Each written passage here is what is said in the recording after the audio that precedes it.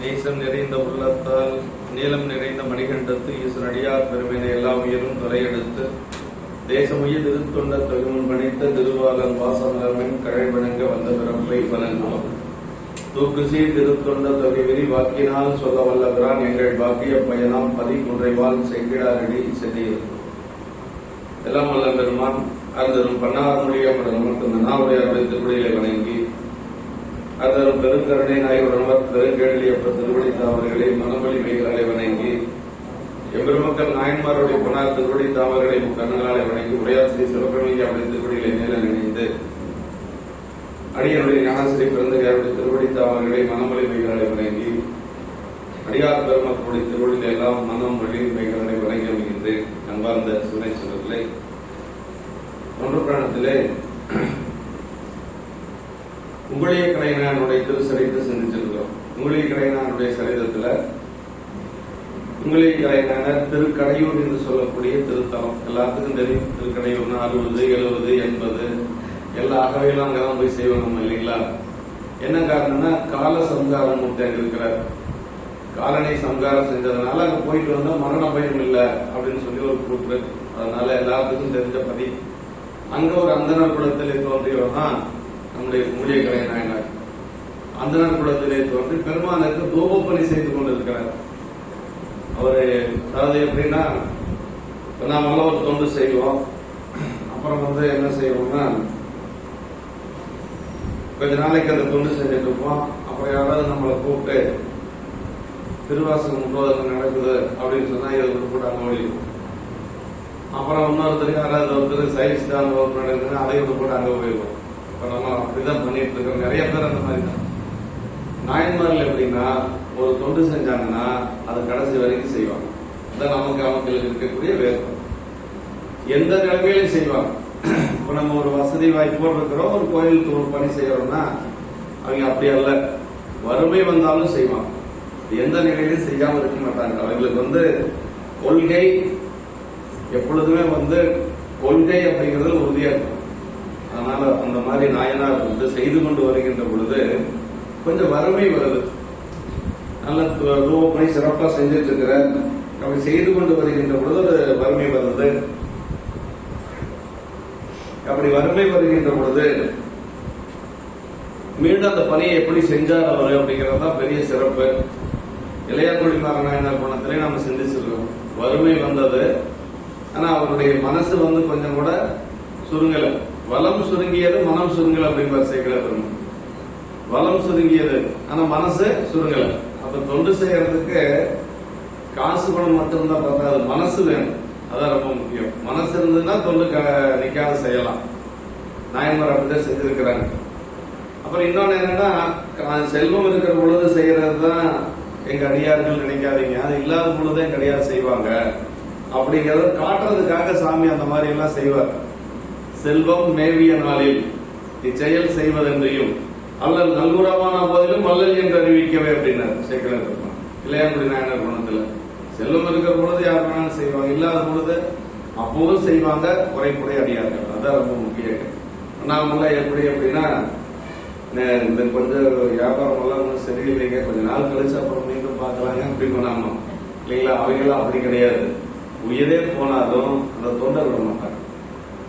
இப்ப நாயனாருடைய வீட்டுல வறுமை 2 பகல் பொழுது சாப்பாடு இல்லை இருக்கிறவங்களுக்கு. அவருக்கு இல்ல, அம்மாவுக்கு இல்ல, குழந்தைகளுக்கு இல்ல. 2 பகல் பொழுது என்ன 2 நாள் இல்லையா? பகல்னா இரவு நாம் சேர்த்திக்கணும். 2 பகல் பொழுது இல்ல. அப்புறம் அம்மா என்ன செய்ய போறாங்க? குழந்தைகளை பட்டினி போடுறது அம்மா கொஞ்சம் மனசு சங்கடம். அதனால என்ன செஞ்சாங்களா, தாலியை எடுத்து கொடுப்பாங்க. அந்த தாலியை இருக்கிறத ஒண்ணுதான் இருக்கு, மற்றதெல்லாம் வித்தாச்சு.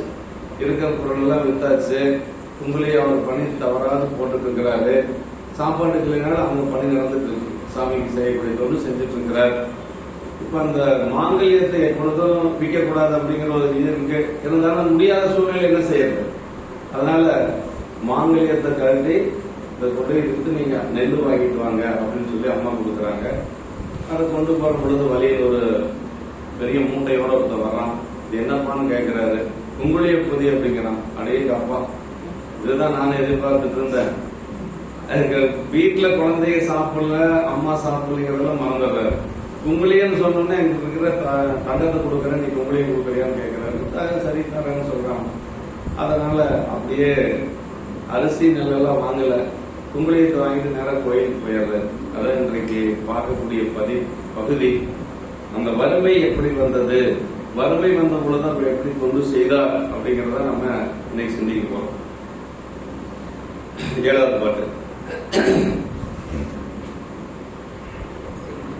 கங்கை நீர்களிக்கும் சென்னி கண்ணுதல் எம்பீரார்க்கு பொங்கு குங்குளிய தூவும் பொலிவர போற்றி செல்ல அங்கவர் அருளினாலே வறுமை வெந்தடைந்த பின்னும் தங்கள் நாயகருக்கு தாமும் செய்வனே தவாமை வைத்தார்.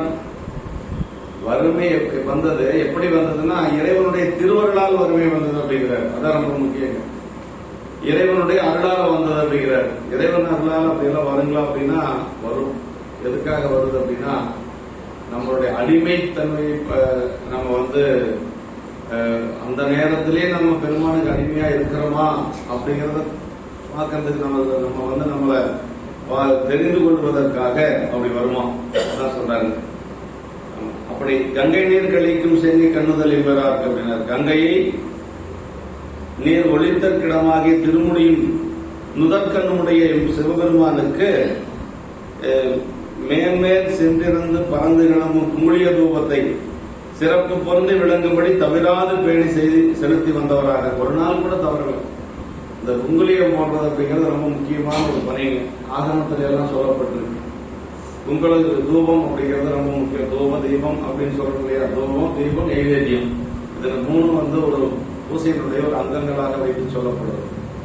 அதுல குங்குளிய தூபம் போடுவது அப்படிங்கிறது ரொம்ப ரொம்ப முக்கியமான ஒரு பணி. அது ஒரு வகையான மரத்தினுடைய பிசின், அதை எடுத்து காய வைத்து அது பொடி செய்து தூபமா போடுவாங்க.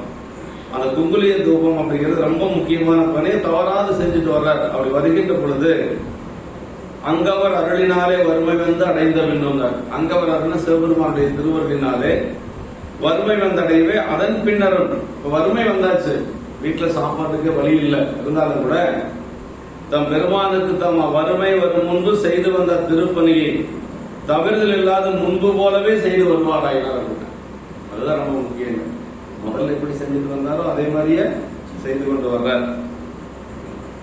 நீர் கழிக்கும் சென்னி பெருமானுடைய இந்த கங்கை நீர் தலையிலும் வைத்திருப்பது, அப்புறம் நீர் கழித்த முதல்கண் கோபத்தையும் நீர் கழித்த பிரசாதத்தையும் குறிப்பிடும் என்று சொல்லி இங்கு காரனை உதித்து உரட்டிய நிக்கிரகமும் மார்க்கண்டேயரை காத்த அனுகிரகம் செய்த ஒருவர் என்பது ஒரே. இங்க இருக்கக்கூடிய பெருமானுடைய சிறப்பு என்னன்னா, ஒரே ஒரு பெருமானுடைய திரு அவதாரத்துல சாமியினுடைய ஒரு கருணையில ஒரே மூர்த்தம் தான் காலசம்கார மூர்த்தி. ஒருத்தருக்கு அருள் செய்தது மார்க்கண்டேயனுக்கு, இன்னொருத்தருக்கு சம்காரம் செஞ்சது. அத ஒரே மூர்த்தம், ஒருத்தருக்கு திருவருள் அருள் செய்து இன்னொருத்தருக்கு அதை சம்காரம் செய்யுது அப்படின்னு சொல்றாரு. அது நக்கீர தேவநாயனார் கோப பிரசாதம் என்று சொல்லி 11ஆம் திருமுறையில் எழுதியிருக்கிறார். குங்குளிய பெருந்தூபம், தூபத்துக்கு பொலிவாவது குங்குளிய பொங்கு தூபம் அப்படின்னு சொல்றாரு. நல்ல மனமோட இருக்கணுங்க, அதான் குங்குளியத்துக்கு அரண் என்று சொல்றார். அருளினாலே வறுமை வந்து அடைந்த பின்னும், அதாவது அடியார்களுக்கு வறுமையாக துன்பம் வர செய்தலும் அருளே. சிறப்பு அடியார்களுக்கு அதுவும் இளையான்குடி நாயனார் குணத்துல வறுமை பதம் அப்படின்னு சொல்றாரு. வறுமை பதம் புக உண்ணினார் தில்லை மன்னினார் அப்படின்பார். வறுமை போன்ற நிலை, வறுமையை சொல்ல மாட்டார், அதனால வறுமை போன்ற நிலை அப்படின்னு சொல்லுவார். அடியாருக்கு வறுமையாகி துன்பம் வர செய்தலும் அருளாமோ எனின் உண்மை நிலை அறியாத வினாவை என்று சொல்லி செல்வ வறுமைகளும் இன்ப துன்பங்களும் ஒன்று போலவே அவர் வினைக்கு தக்கபடி இறைவன் தர வருவன அப்படின்னு சொல்றாரு. நமக்கு செல்வம் வருவதும் சரி, அதே மாதிரி வறுமை வருவதும் சரி, நம்ம செய்த வினைகளுக்கு ஏற்றாது போல இறைவனுடைய திருவருளால் நமக்கு வருது. அப்படிதான் நம்ம எடுத்துக்கணும். அதான் உண்மையும் கூட. நம்ம அப்படி அதுவும் வறுமை முதலிய துன்பங்கள் அடிமை அளக்கும் கருவிகள் அப்படின்னு சொல்றாரு உரையாசிரியர். வறுமை போன்ற துன்பங்கள் வருவது இந்த வறுமை நிலையிலே நம்ம பெருமானுக்கு அடிமையா இருக்கிறோமா அப்படிங்கறத பார்க்கக்கூடிய ஒரு கருவிகள் தான் அப்படின்னு சொல்றோம். நமக்கு துன்பம் வருகின்ற பொழுது பெருமான வழிபாடு செய்யறதுல நம்ம விலகக்கூடாது. அதான் ரொம்ப முக்கியங்க. மேல சுந்தரமூர்த்தி சாமிகள் திருவொற்றியூர்ல 2 கண்ணும் போயிடுது இல்லையா, சத்தியத்தை இருந்ததுனால 2 கண்ணும் போயிருது. 2 கண்ணும் போனதுக்கு பிறகு அவர் எப்படி அங்க வழிபாடு செஞ்சார் அப்படிங்கிறத பார்க்கணும். நம்ம 2 கண்ணும் போனதுக்கு பிறகு அந்த பதியத்துல என்ன சொல்றாருன்னா, அது பிழைப்பனாகிலும் திருவடி பிழையேன் அப்படின்னாரு. நான் பிழைச்சாலும் திருவடிதான், வழிக்கு வீழினும் நின் திருப்பெயரெல்லாம் மற்ற நான் அறிய மறுமாற்றம் ஒழுக்க எண்கண்ணுக்கு ஒரு மருந்துரையாய் ஒற்றியுடன் குருவைவானே. ரொம்ப முக்கியம் அந்த இடம். அதாவது நான் பிழைச்சாலும் சரி, இல்ல கீழே வழிக்கு விழுந்தாலும் சரி, உடைய திருவடி தான், அதுக்கு மேல எனக்கு ஒன்றும் கிடையாது. 2 கண்ணு போனதுக்கு பிறகு நாம் அப்படியெல்லாம் பெருமான வழிபாடு செய்ய முடியுமா அப்படின்னா, அதுதான் நாயன்மார்களுக்கு நமக்கு இருக்கக்கூடிய வேறுபாடு. எந்த சூழ்நிலையிலையும் அவங்க இறைவனுடைய திருவடியை விட்டு விலகவே மாட்டாங்க. 2 கண்ணும் போனதுக்கு பிறகு கூட ஒரு ஊன்றுகோல் கூட சாமி கிட்ட தான் கேட்கிறார், வேற யார்கிட்டையும் கேட்கறது இல்ல. அதனால நமக்கு என்ன வேணாலும் யார்கிட்ட கேட்கணும், இறைவன் தான் கேட்கணும். சாமி யாராவது மூலமா நமக்கு செய்வார். அதனால அதுதான் பெரியவங்களுக்கு நமக்கு இருக்கக்கூடிய வேறுபாடுங்க. அப்படி வறுமை வருது, துன்பம் வருதுன்னா நம்முடைய அடிமையை அளக்கக்கூடிய கருவிகள் அப்படிங்கிற. அப்படி துன்பம் வருகின்ற பொழுது நம்ம பெருமானுடைய திருவடி மறவாம இருக்கணும். அதுதான் பெரிய வேலை. அதுக்காகத்தான் இதெல்லாம் நம்ம படிக்கிறது எல்லாமே. ஓடும் செம்பொன்னும் ஒக்கவே நோக்குவார் அப்படின்னாரு. ஓடும் செம்பொன்னும் அப்படின்னா, ஓடும் பொண்ணு 2 ஒன்னா பார்க்கறதுங்கிற ஒரு பொருள். இன்னொரு பொருள் என்ன அப்படின்னா, ஓடு என்று சொல்லுவது வறுமை நிலை, செம்பொன் என்று சொல்லுவது செல்வ நிலை. 2 நேரத்திலையும் ஒரே மாதிரி பெருமானுக்கு தொண்டு செய்வது. அதுதான் ஓடும் செம்பொன்னும் ஒக்கவே நோக்குவர் கூடும் அன்பினில் கும்பிடலை என்று வீடும் வேண்டாம் விரலில் விளங்கினார். அடியார்கள் பார்த்தா எப்படின்னா, இறைவனிடத்துல ஒரு சில நல்ல பக்குவமான அடியார்கள் வீடு பேர் கூட கேட்க மாட்டாங்க. என்ன கேட்பாங்க, சாமி எப்பொழுதும் உங்களை கும்பிட்டே இருக்கணும், எத்தனை பிறப்பு இருந்தாலும் சரி எனக்கு உங்களை திருவடி வணங்கணும். காரைக்காலமாக அப்படித்தானே கேட்டாங்க. இறபாத இன்பன்று வேண்டிப்பின் வேண்டுகின்றார் பிறவாமை வேண்டும் நாங்க. அப்புறம் மீண்டும் சொல்றாங்க பாருங்க, மீண்டும் பிறப்பு உண்டே உன்னை என்றும் மறவாமை வேண்டும். அதுதான் ரொம்ப முக்கியம். அப்பர் சாமிகள் கேட்கிறார் பாருங்க, புழுவாய் பிறக்கினும் புண்ணியா முன்னாடி என் மனத்தை வலுவாத இருக்க வரம் தர வேண்டும் ஐயகத்தை. அப்பர் சாமிகள் அதாவது பிறப்பு நீக்குன்னு கேட்டிருக்கிறார், சில இடங்கள்ல கேட்டிருக்கிறார். இருந்தாலும் கூட என்ன கேட்கிறார் அப்படின்னா, நான் எந்த பிறப்புக்கு வேணாலும் போலாம், அதை பத்தி எனக்கு கவலை இல்லை. இருக்கிறதே ரொம்ப ஈனமான பிறப்புன்னா புழுதான். அந்த புழுவா பிறந்தாலும் சரி உடைய திருவடியை மனசில் இருக்கணும் அப்படிங்கிறார். புழுவுக்கு அந்த எண்ணங்கள் எல்லாம் இருக்காது. இருந்தாலும் அவர் சொல்றாரு அப்படின்னா, உன்னுடைய திருவடி மறக்காத இருக்கணும். அது எந்த பிறப்பு அப்படிங்கிறத பத்தி எனக்கு கவலை இல்லை அப்படின்னா, பெருமான் மேல அவ்வளவு அன்புடையவர்கள் நம்முடைய நாயன்மார்கள். அதான் ரொம்ப நம்ம நினைச்சு பார்க்கணும். இந்த இடத்துல இன்ப துன்பங்கள் 2ஐயும் ஒன்று போலவே காணுவதாகிய இருவினையொப்பு என்கின்ற பக்குவ நிலை. இருவினையொப்புங்கிறது அதானுங்க. இப்ப நமக்கு சரியா நிறைய இந்த இன்பம் வருது அப்படின்னு வச்சுங்களேன், அதனால ஒரு பெரிய மகிழ்ச்சி கடல்ல துள்ளி குதிக்காதையும், அதே ஒரு துன்பம் வந்துருச்சுன்னா துவண்டு போய் விழுகாமையும், எல்லாம் இறைவனுடைய திருவருள், நம்மளுடைய வினை காரணம். வினை கேட்டாரு போல சாமி இன்பது பொங்கலை கொடுக்குறான் அப்படின்னு சொல்லிட்டு போயிட்டே இருந்தோம் வைங்களேன், நமக்கு என்னைக்கு துன்பமே இல்லை. அதான் இருவனை அப்படிங்கிறது. அந்த மாதிரி நாயன்மார்கள் எல்லாம் அப்படிதான் இருந்தாங்க. அப்படி அடியார்களை ஆட்கொள்ளுதல் அருளே என்று சொல்றாங்க. பின்னும் என்று வறுமையிலும் திருப்பணி தவாது உயிர்த்தலின் அருமை குறித்தது. இது ரொம்ப முக்கியம். ஒரு வறுமை வருகின்ற பொழுதும் ஒரு செய்யற தொண்டு தவறாக செய்யறாங்க பாருங்க, அதுதான் பக்குவம் அப்படிங்கிறது. சாமிகிட்ட டீல் பேசுவாங்க, எனக்கு இவ்வளவு லாபம் வந்தா அதுல இத்தனை % நான் உனக்கு செய்யறேன், அதுல டீலிங். அது உண்மையான அன்பு கிடையாது, அது வியாபார நோக்கில் பேசுறது. அப்படி கிடையாது. நீ கொடுத்தாலும் சரி கொடுக்காத போனாலும் சரி, நான் செய்யறத செஞ்சுட்டே இருக்கிறேன், அவ்வளவுதான். என்னுடைய கடமை என்ன, உனக்கு தொண்டு செய்வது. தன் கடன் அடியாணியும் தாங்குதல், என் கடன் பணி செய்து கிடப்பது. அது கொடுப்பாரு கொடுக்கல அப்படிங்கிறதெல்லாம் நமக்கு அது அந்த ஆராய்ச்சி எல்லாம் தேவையில்லை. எப்படியே சாமி அருள் செய்வான், அவ்வளவுதான். அதனால ஒரு சிலர் எப்படின்னா வர லாபத்துல ஒரு பகுதி பெருமாள் சாமிக்கு அடியாருக்கு அப்படின்னு சொல்லி எடுத்து வைப்பாங்க. அது அவங்களுடைய ஒரு பக்குவமின்மை தான் அதுக்கு காரணம். என்ன இருந்தாலும் சரி நான் இதை செய்வேன் அப்படின்னு அந்த உறுதிப்பாடு நமக்கு வேணுங்க. அதான் திருப்பணி தவாது உயிர்த்தலின் அருமை குறித்தது. தவாதுனா வலுவாது செய்வது அப்படின்னு சொல்லி சொல்றாங்க. வலம் சுருங்கவும், அதாவது இளையகுடி நாயனார் சொல்ற வலம் சுருங்கவும் எம்பிரான் இளையான்குடி மாறன் மன்னன் மனம் சுருங்குதல் என்று அப்படின்னா, வலமெல்லாம் சுருங்கிருச்சு, வறுமை வந்தாச்சு, ஆனா அவருடைய மனசு கொஞ்சம் கூட சுருங்க. முன்னை மாறி திருப்பணிக்க உயர்ந்த கொள்கையில் ஆயினார் அப்படின்னாரு. போன முதல்ல எப்படி பணி செஞ்சாரோ அதே மாதிரி இப்போ அவர் பணி செய்து கொண்டிருக்கிறார் என்று சொல்லி சொல்றார்கள். அதான் செல்வம் ஏவிய நாளில் செயல் செய்வதன்றி மல்லல் நல்குறவான போதிலும் மல்லல் என்று அறிவிக்கவே அப்படின்னு. எல்லாம் வறுமை வந்தாலும் நம்ம நாயன்மார்கள் முன் செய் பணி வறுமை வருவதற்கு முன் சாதமே நிறைந்து விம்ம கமல் தூவமிட்டு செய்தபடி அப்ப எப்படி செஞ்சாரோ அதே மாதிரி இப்போ செய்யறாரு. அதான் நாயன்மார்களுடைய ஒரு பெரிய சிறப்பு. இப்படி செய்து கொண்டிருக்கிறார்.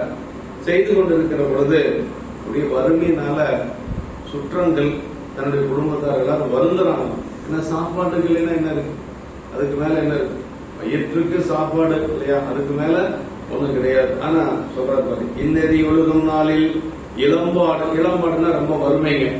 அப்படி இளம்பாடு நீடு செல்ல நன்னிலமுற்றும் விற்று நாடிய அடிமை விற்றும் பன்னெடும் தனங்கள் மால பயில் மனை வாழ்க்கை தன்னின் மன்னிய சுற்றத்தோடு மக்களும் வருந்தினார்கள். சுற்றத்தார்களும் வருத்தம், எல்லாம் இவரை சார்ந்து இருக்கிறவங்க, இவரை சார்ந்து இருக்கக்கூடிய நிறைய சுற்றத்தை எல்லாம் தழுவி போயிருக்கிறார். ஒரு சிலர் சொந்த பந்தமே ஆகாது அப்படிப்பாங்க. அப்படிலாம் இல்லை, சுற்றம் தழுவுதல் அப்படிங்கிறது நம்ம இலக்கணத்துல இருக்கு. எல்லா சொந்தத்தையும் அனுசரிச்சு போறது அப்படிங்கிறது ஒண்ணு இருக்குது இல்லைங்களா. அதனால சுற்றத்தோட இருந்திருக்கிறார். அவங்களும் வருத்தப்பட்டிருக்கிறாங்க, கூட இருந்த உறவினர்களும் வருத்தப்பட்டிருக்கிறாங்க அப்படின்னு சொல்லி சொல்றார். ஆமா, இப்படி ஒழுங்குகின்ற காலத்தில் வறுமை மிகவும் முழுகியது, ரொம்ப வறுமை வந்தது. தம்முடைய நல்ல நிலங்களை எல்லாம் விற்றார். முதல்ல தன்னுடைய நிலங்களை எல்லாம் விற்றார். அதற்கு பிறகு அடிமைகளை விற்றல் அப்படின்னு ஒன்று இருக்கிற அந்த காலத்துல நாங்கிட்ட வேலை செய்யறவங்களே இன்னொருத்தருக்கு வச்சு பணம் வாங்குறது அப்படியெல்லாம் இருந்திருக்கு. அதாவது ஒற்றி வைத்தல் அப்படின்னு சொல்லி அதுக்கு பேரு. ஒற்றி வைத்தல் அடமானம் வைக்கிறது, அந்த மாதிரி எல்லாம் செய்திருக்கிறார். அடிமைகளை விற்றுவிவார். தம்முடைய பல பெரிய செல்வங்கள் எல்லாம் தீர்ந்து போயினவாகவே பயின்ற இல்வாழ்க்கையில் பொருந்திய சுற்றத்தார்களுடனே மக்களும் வருந்தினார்கள். அவருடைய மக்களும் வருந்துறாங்க, சுற்றத்தார்களும் வருந்தி இருக்கிறாங்க என்று சொல்லி நன்னிலம்னா நன்சை, உணவுக்கு இன்றியமையாத நெல்லை தரக்கூடிய அந்த நல்ல நிலத்தையே வித்தாச்சு. நெல் விளையக்கூடிய நிலத்தையே வித்தா நெல்லுக்கு என்ன பண்றது? அவரு ஏன் வித்தார் அப்படின்னா, உங்களையும் போடுறதுக்கு பணம் வேணும், உங்களையும் வாங்குறதுக்கு பணம் வேணும். அதனால அவர் அதையெல்லாம் வித்து வாங்கினார் என்று சொல்லி சொல்றார். முற்றும் விற்று என்று சொல்லி ஏனை நல்லவற்றில் தனக்கு உணவுக்கு வேண்டும் அளவு வைத்துக் கொண்டு ஏனையவற்றை விற்பன். இங்கு அவ்வாறு எல்லா நிலத்தையுமே அவர் வித்துட்டார். தனக்கு உணவுக்கு வேணும் அப்படிங்கிற அந்த எண்ணமே அவருக்கு கொஞ்சம் கூட வரல. நாடிய அடிமை, தனக்கு ஆதரவாக இருக்கக்கூடிய அடிமைகளையும் விற்று அவர் அதையும் பெருமானுக்கு தொண்டு செய்தார் என்று சொல்லி மனைவியை விற்கும் வழக்கம் உள்ள, மனைவியே வித்திருக்காங்க அந்த காலத்துல. கலியநாயகத்துல வருது இல்லையா, விற்கிறதுக்கு கொண்டு போனாரு, ஆனா யாரும் வாங்கல. அது வேற. அந்த காலத்துல ஹரிச்சந்திரன் தன்னுடைய மனைவியை விற்றதாக நம்ம புராணத்துல நம்ம படிக்கிறோம். அந்த காலத்துல அப்படி எல்லாம் இருந்திருக்கு. ஒரு சூழல் வருகின்ற பொழுது அப்படி செய்திருக்கிறாங்க. உலகம் முழுவதும் ஒருவனுக்கு ஒருவன் அடிமை. அடிமை அப்படின்னா நம்ம யாருக்கு நான் அடிமையிலேயே சொல்ல முடியாது. நமக்கு 4 அடிமை இருப்பான். அதுல நம்ம இன்னொருத்தருக்கு அடிமையா இருக்கிறோம், அவங்க இன்னொருத்தருக்கு அடிமையா இருப்பாங்க. இந்த உலகத்தில் சுதந்திரமானோம் அப்படின்னா யாருமே கிடையாதுங்க. சுந்தரமூர்த்தி சாமிகள் பாடுறாரு இல்லையா, மீளா அடிமை உமக்கே ஆளாய் பிறரை வேண்டாது. எப்படியாவது ஒரு இடத்துல நம்ம யாராவது ஒருத்தருக்கு அடிமையாகத்தான் இருந்தாகணும் அப்படிங்கறத நியதி. யாராவது ஒருத்தருக்கு, அப்பாவுக்கு, அம்மாவுக்கு, கணவனுக்கு, மனைவிக்கு, எப்படியாவது யாராவது ஒருத்தருக்கு நம்ம அடிமையாக இருப்பதுதான் நம்மளுடைய இதே, வேற வழியே இல்லை அப்படின்னு சொல்லி மீளா அடிமை உமக்கியாலாய் பிறரை வேண்டாது ஆளாயிருக்கும் அடியாளங்கள் அல்லன்னு சொன்னாக்காரன் நம்பிகள் பாடுறார். எம்பிரான் எந்தை தந்தையம் கூட்டம் எல்லாம் தம்பிரான் நீரை சென்று வலிவழி சார்ந்து வாழும் இம்பரை மிக்க வாழ்க்கை என்று சொல்லி ஏதோ அடிக்கவனத்துல வருதுங்க. எம்பிரான் எந்தை தந்தையம் கூட்டம் எல்லாம் அப்படின்னாரு. என்னுடைய அப்பா, அப்பாவுடைய அப்பா எல்லாருமே சிவபெருமானுக்கு அடிமை அப்படின்னு சொல்லி இருந்திருக்கிறார். யானும் என் மரபுலோரும் வெள்ளைநல்லூர் பித்தனுக்கு வழிவழி அடிமை. கருத்தாட்கொண்ட புராணத்துல இல்லைங்களா, வெள்ளைநல்லூர் பித்தனுக்கு வழிவழி. எப்படியாவது யாருக்காவது ஒருத்தருக்கு நம்ம அடிமையாகத்தான் இருந்தாகணும் அப்படிங்கறத நியதி. நான் யாருக்குமே அடிமை இல்லை அப்படின்னு சொல்ல முடியாது. பொதுவா சொல்லணும்னா உயிருள்ள பொருள் அத்தனையும் பெருமானுக்கு அடிமை, உயிரற்ற பொருள் அத்தனையும் பெருமானுடைய உடைமை. உங்களுக்கு என்ன அப்படின்னா, எப்படி வந்தோமோ அப்படியே போக வேண்டியதுதான். போற பொழுது வந்து எது நம்ம கொண்டுட்டு போறது கிடையாது. மேலை நாட்டு அறிஞன் ஒருவன் வந்து இறந்து போன பொழுது என்னுடைய கையை மட்டும் வெளியில விட்டுருங்க அப்படின்னா, அலெக்சாண்டர் நினைக்கிறேன், ஆமா, கையை மட்டும் பெட்டிக்கு வெளியில விட்டுருங்க அப்படின்னா எதுக்காக அப்படின்னா, போற போது உலகத்தையே ஆட்சி செஞ்ச அலெக்சாண்டர் கையை கடைசியா ஒண்ணும் கொண்டு போல எல்லாம் தெரிஞ்சுக்கிட்டு அப்படின்னா, கடைசியா போற பொழுது அவன் செஞ்ச பாவ புண்ணியங்கள் தான் கூட போகும். நீங்க சம்பாதிச்ச சொத்தெல்லாம் எதுவும் கூட வராது. எத்தாயர் எத்தந்தை எச்சுற்றத்தார் எம்மாடு சும்மாடாம் ஏவல் நல்லார் செத்தால் வந்ததுவார் ஒருவர் இல்லை அப்படின்ட்டார் அப்பர் சாமிகள் தேவாரத்தில் சொல்றாரு. எத்தாயர் எத்தந்தை எச்சுற்றத்தார் அப்படின்னாரு. எந்த சொந்தக்காரன் வர போறான், அப்பா அம்மா யாரு வர போறாங்க, அப்புறம் மாடு அப்படின்னா செல்வம், நீ சம்பாதிச்ச செல்வம் ஏதாவது கூட வரப்போகுதா, சில்லற காசை முடிச்சு ₹1 8 காசை முடிச்சு அப்படி மேல தூக்கிட்டு வருவான், அவ்வளவுதான், இதோட போய்க்கோ அப்படின்னு சொல்லிட்டு பணம் மூட்டையெல்லாம் எதுவும் வெளியில போக மாட்டாங்க. அதனால வந்து அவ்வளவுதான், இருக்கிற வரைக்கும் தான் இல்லைங்களா.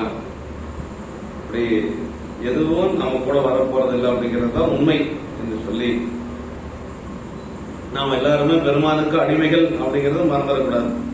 சுற்றத்தோடு மக்களும் அப்படின்னார். இல்வாழ்க்கை நிலையில் சுற்றம் தருவதிலே இன்றியமையா சிறப்பையும் காலத்தால் சுற்றம் வந்த பின்னரே மக்கள் ஒரு முறைமை சிறப்பையும் வற்புறுத்திற்று என்று சொல்லி, அது சுற்றம் அப்படிங்கிறது நம்மை சார்ந்து நம்மளுடைய கொள்கை குறிக்கோளுக்கு இறங்கி இருக்கக்கூடிய சுற்றங்களா இருக்கணும். நம்மளுக்கு எடுக்கக்கூடிய சுற்றமா இருக்கக்கூடாது. ரெண்டு இருக்கு இல்லைங்களா, அதுல அடையான இவனொருத்தன் வேலையில்லாத தெரிஞ்சுட்டு இருக்கான் அப்படின்னு சொல்லாத, சரி தொண்டு செய்யறாரு அவருக்கு நம்ம உதவியா இருக்குமே அப்படி. அவநீதி நாயனார் அவர் அவதரித்தது பழையாறை. அவர் எங்க மடம் அமைத்தார் அப்படின்னா நல்லூர்ல மடம் அமைக்கிறார். நல்லூர்ல மடம் அமைத்து வரக்கூடிய அடியார்களுக்கு அன்னம்பாலிப்பு செய்யறது, ஆடை கொடுப்பது, அப்புறம் தங்குவதற்கு இடம் கொடுக்கிறது, இது மாதிரி எல்லாம் செய்து கொண்டிருந்தார். அந்த திருவிழா காலங்கள்ல சொந்தக்காரையெல்லாம் கூட்டிட்டு வந்துடுவார். சொந்தக்காரையெல்லாம் கூட்டிட்டு வந்து எல்லாரும் சேர்ந்து பணி செய்வாங்க. அமர்நீதி நாயனார்கள் புராணத்தில் வருது. சுற்றத்தார்களும் வந்து பணி செஞ்சிருக்கிறார். அப்படி சுற்றம் தழுவுதல் அப்படின்னு சில இடங்கள்ல நம்ம பார்க்க முடியுது. இந்த நாயனார் அப்படிதான் சுற்றத்தார்கள் எல்லாத்தோட இருந்திருக்கிறார் அப்படின்னு சொல்லி சொல்றார். இப்ப இந்த பாட்டுல சொல்ற 2 பகல் உணவு இல்ல குழந்தைகளுக்கு, வீட்டுல அம்மாவுக்கு யாருக்கும் 2 பகல் அப்படின்னா 2 பகல் 2 இரவு இல்லைங்களா, 2 நாள். அதான் சொல்ற. யாதொன்றும் இல்லையாகி 2 பகல் உணவும் மாறி பேதுரு மைந்தரோடு பெருகு சுற்றத்தை நோக்கி காதல் செய் மனைவியார்தம் கணவனார் கலையனார்கை கோதில் மங்கள நூல் தாலி கொடுத்து நெற்கொள்ளும் என்றார். வேற வழியே இல்ல. 2 நாள் ஆயிடுச்சு, குழந்தைகளுக்கு சாப்பாடு இல்ல, தனக்கும் சாப்பாடு இல்ல, கணவனுக்கு சாப்பாடு இல்ல, என்ன செய்வாங்க அம்மா? சரி நம்ம கிட்ட இருக்கிறது இந்த தாலி ஒண்ணுதான் இருக்கு, வேற ஒண்ணும் இல்ல. அதனால அந்த தாலியை மட்டும் கரண்டி கொடுக்கறாங்க. மங்கள நூல் அப்படிங்கிறது வேற, தாலி வேறங்க. மங்கள நூல் என்று சொல்றது சரடு இல்லைங்களா, அதுதான் மங்கள நூல். அதே போதுங்கிறார்.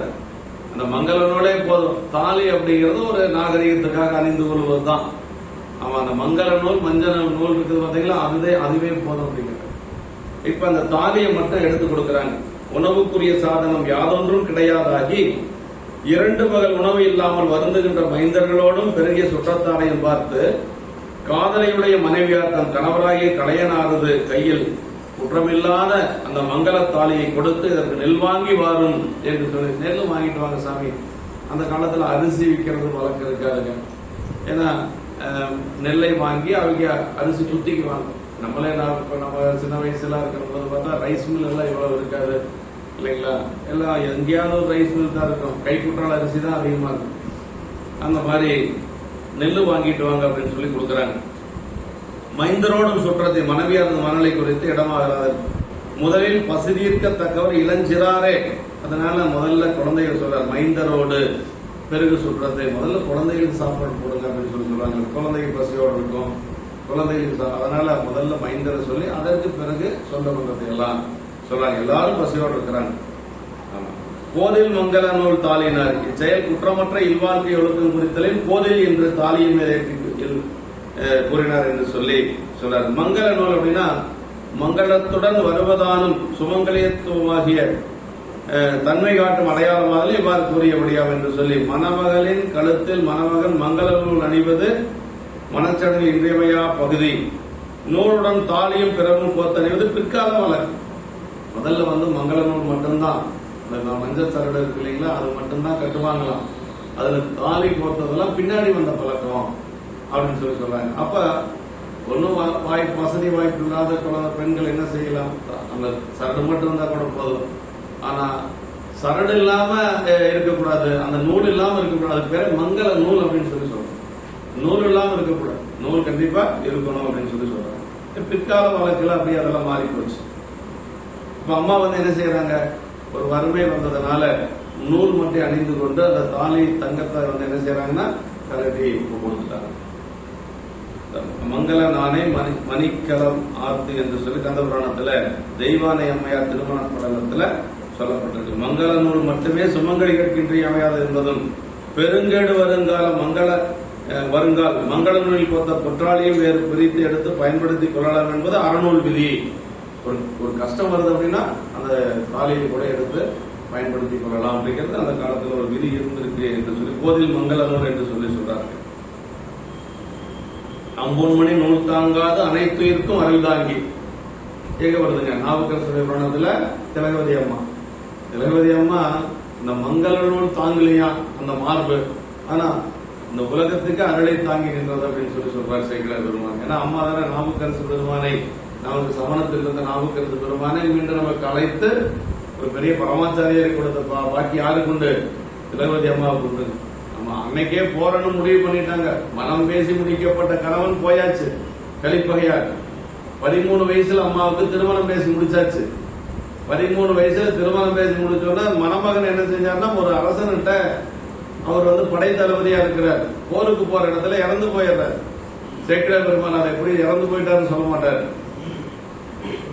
கலிப்பகையார் போர்க்களத்தில் உயிர் கொடுத்து புகழ் கொண்டார் அப்படின்னாரு. மங்களமா சொல்றாரு, உயிர் கொடுத்து புகழ் கொண்டார் அப்படின்னாரு. சரி, நமக்குன்னு அப்பா போயாச்சு, அம்மா போயாச்சு, இப்ப யாருமே இல்ல, மனம் பேசி முடிக்கப்பட்ட கணவனும் போயாச்சு.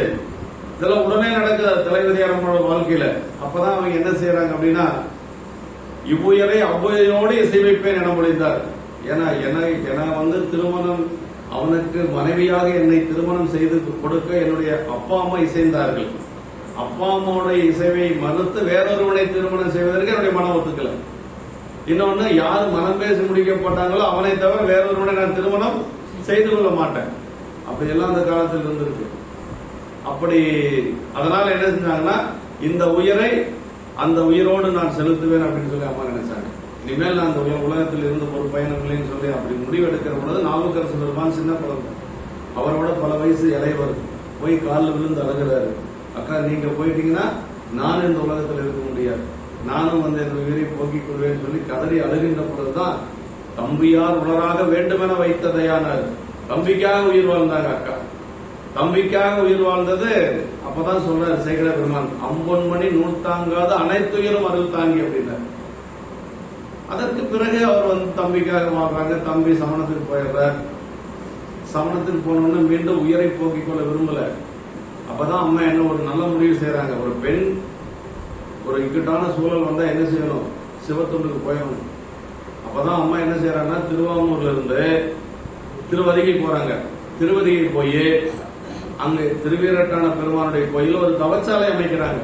ஒரு தவச்சாலை அமைத்து அங்கே தங்கிக்கிறாங்க. 13 வயசு, 13ன்னா அதற்கு பிறகு ஒரு 16, 17 வயசு இருக்கலாம். அந்த ஒரு தவச்சாலை அமைத்து அங்கேயே உலவார பணி செய்யறாங்க. பெருமானுக்கு மாலை சாப்பிடுறாங்க. இப்படி எல்லாம் தொண்டு செஞ்சு அங்கேயே இருந்துடுறாங்க. அதற்கு பிறகு 40 ஆண்டுகள் கழித்து தான் தம்பி அக்காவும் சந்திக்கிறாங்க. அக்கா திலகவதி அம்மா மாதிரி ஒரு வாழ்க்கையில கஷ்டப்பட்ட ஒரு பெண்ணை உலகத்துல பார்க்க முடியாது. ஆமா, திலகவதி அம்மா மாதிரி எல்லாம் ஒரு போராளி அப்படின்னா அந்த அம்மா தான் பெரிய போராளி. ஒரு சமுதாய போராளி அப்படின்னா அந்த அம்மா தான். அந்த அம்மா மாதிரி கஷ்டப்பட்டவங்க யாருமே இருக்க முடியாது. 13 வயசு 12 வயசுல என்ன செய்ய முடியும் ஒரு பெண்? நல்ல வளமா வாழ்ந்த குடும்பம், ரொம்ப வசதியான குடும்பம், எந்த குறையும் இல்லாத குடும்பம். ஆமா, மாதிரியார் அதே மாதிரி புகழனார், ரொம்ப பெரிய குடும்பம். எல்லாம் போயிட்டே இருக்குது, ஒவ்வொன்னா அப்படி போயிட்டே இருக்குது. ஆனா அதையெல்லாம் வென்று நாவுக்கரசு பெருமானை வென்று சமயத்துக்கு அழைத்த பெருமை அம்மாவுக்கு. அங்கதான் சொல்றாரு, அம்பொன்மணி நூல் தாங்காது அனைத்துயிர்க்கும் அருள் தாங்கி அப்படின்னாரு. இந்த அம்மாவுடைய கழுத்துல மங்கள நூல் தங்கலையா, ஆனா உயிர்களுக்கெல்லாம் இந்த உலகத்துக்கெல்லாம் அருளை தாங்கி நின்றார் என்று சொல்லி சேர்க்கிறார் சொல்றோம். அந்த இடத்துல அந்த மங்கள நூல் அப்படிங்கிறது வருது, அதுக்காக நம்ம சொல்றோம்.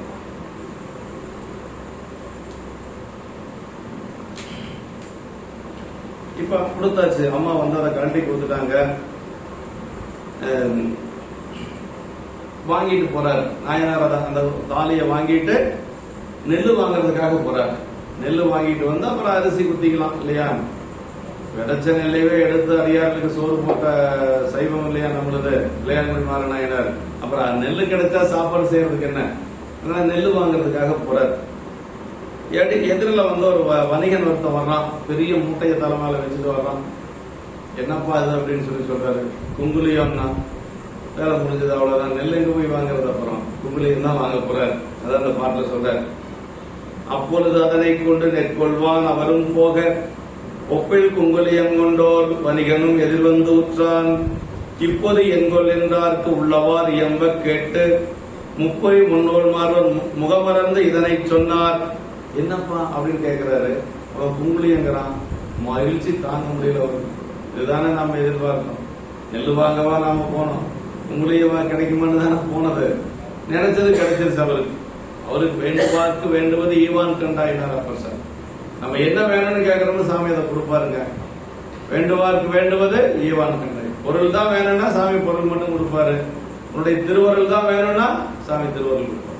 மெதுவா கொடுப்பார், கொஞ்சம் காலதாமதமாக. அவ்வளவு அதான் சொல்றாரு. அப்பொழுது அதனை கொண்டு, அப்பொழுது அந்த தாலியை கொண்டு நெற்கொள்ளும் பொருட்டு அவர் போக, ஒப்பற்ற குங்குளிய பொதியினை கொண்டு வணிகர் ஒருவன் எதிரே வந்து சேர்ந்தனர். ஒப்பற்ற குங்குளியம் அப்படின்னா சாமிக்கு பயன்படக்கூடிய பொருள் இல்லையா? அதனால அது வந்து ஒப்பற்ற குங்குளியம் அப்படின்னு சொல்லி சொல்றார். அப்படி வணிகன் ஒருவன் எதிரே வந்து சேர்ந்தான். இந்த பொதி என்ன என்று கேட்டவருக்கு, இது என்னப்பா அது அப்படின்னு சொல்லி கேட்ட உடனே அவன் சொல்றான், முப்புரியாகிய மூன்று நினைந்து மாறுடைய முகமணிச்சுடன், அதாவது இது குங்குலியம் அப்படின்னு சொல்லி சொன்ன உடனே அவருக்கு மகிழ்ச்சி தாங்க முடியலையா. அவரும் நெற்கொள்வான் போக, ஒப்பில் ஒப்பற்ற தன்மையாவது இன்று அது கொண்டதனால் விளையும் பயன் குறித்தது. ஓர் வணிகன் குங்குலியம் விற்று ஒப்பற்ற, அந்த அதை கொண்டு வந்தவனும் ஒரு ஒப்பற்ற ஒரு வணிகன் தான் அப்படின்னு சொல்லி சொல்றாரு. ஆசிரியர் என்ன சொல்றாருன்னா, உரையாசிரியர், இறைவனே அப்படி குங்குலியம் கொண்டு வந்த மாதிரி வந்திருக்கலாம்.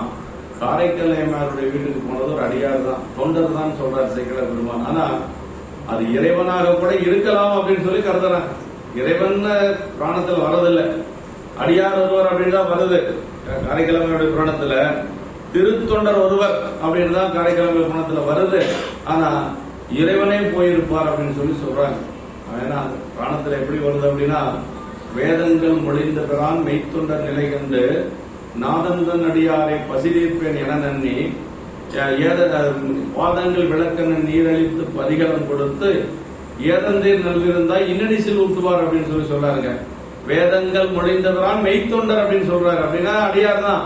ஆனா ஒரு வாய்ப்பு இறைவனா கூட அப்படி அடியார வந்திருக்கலாம்.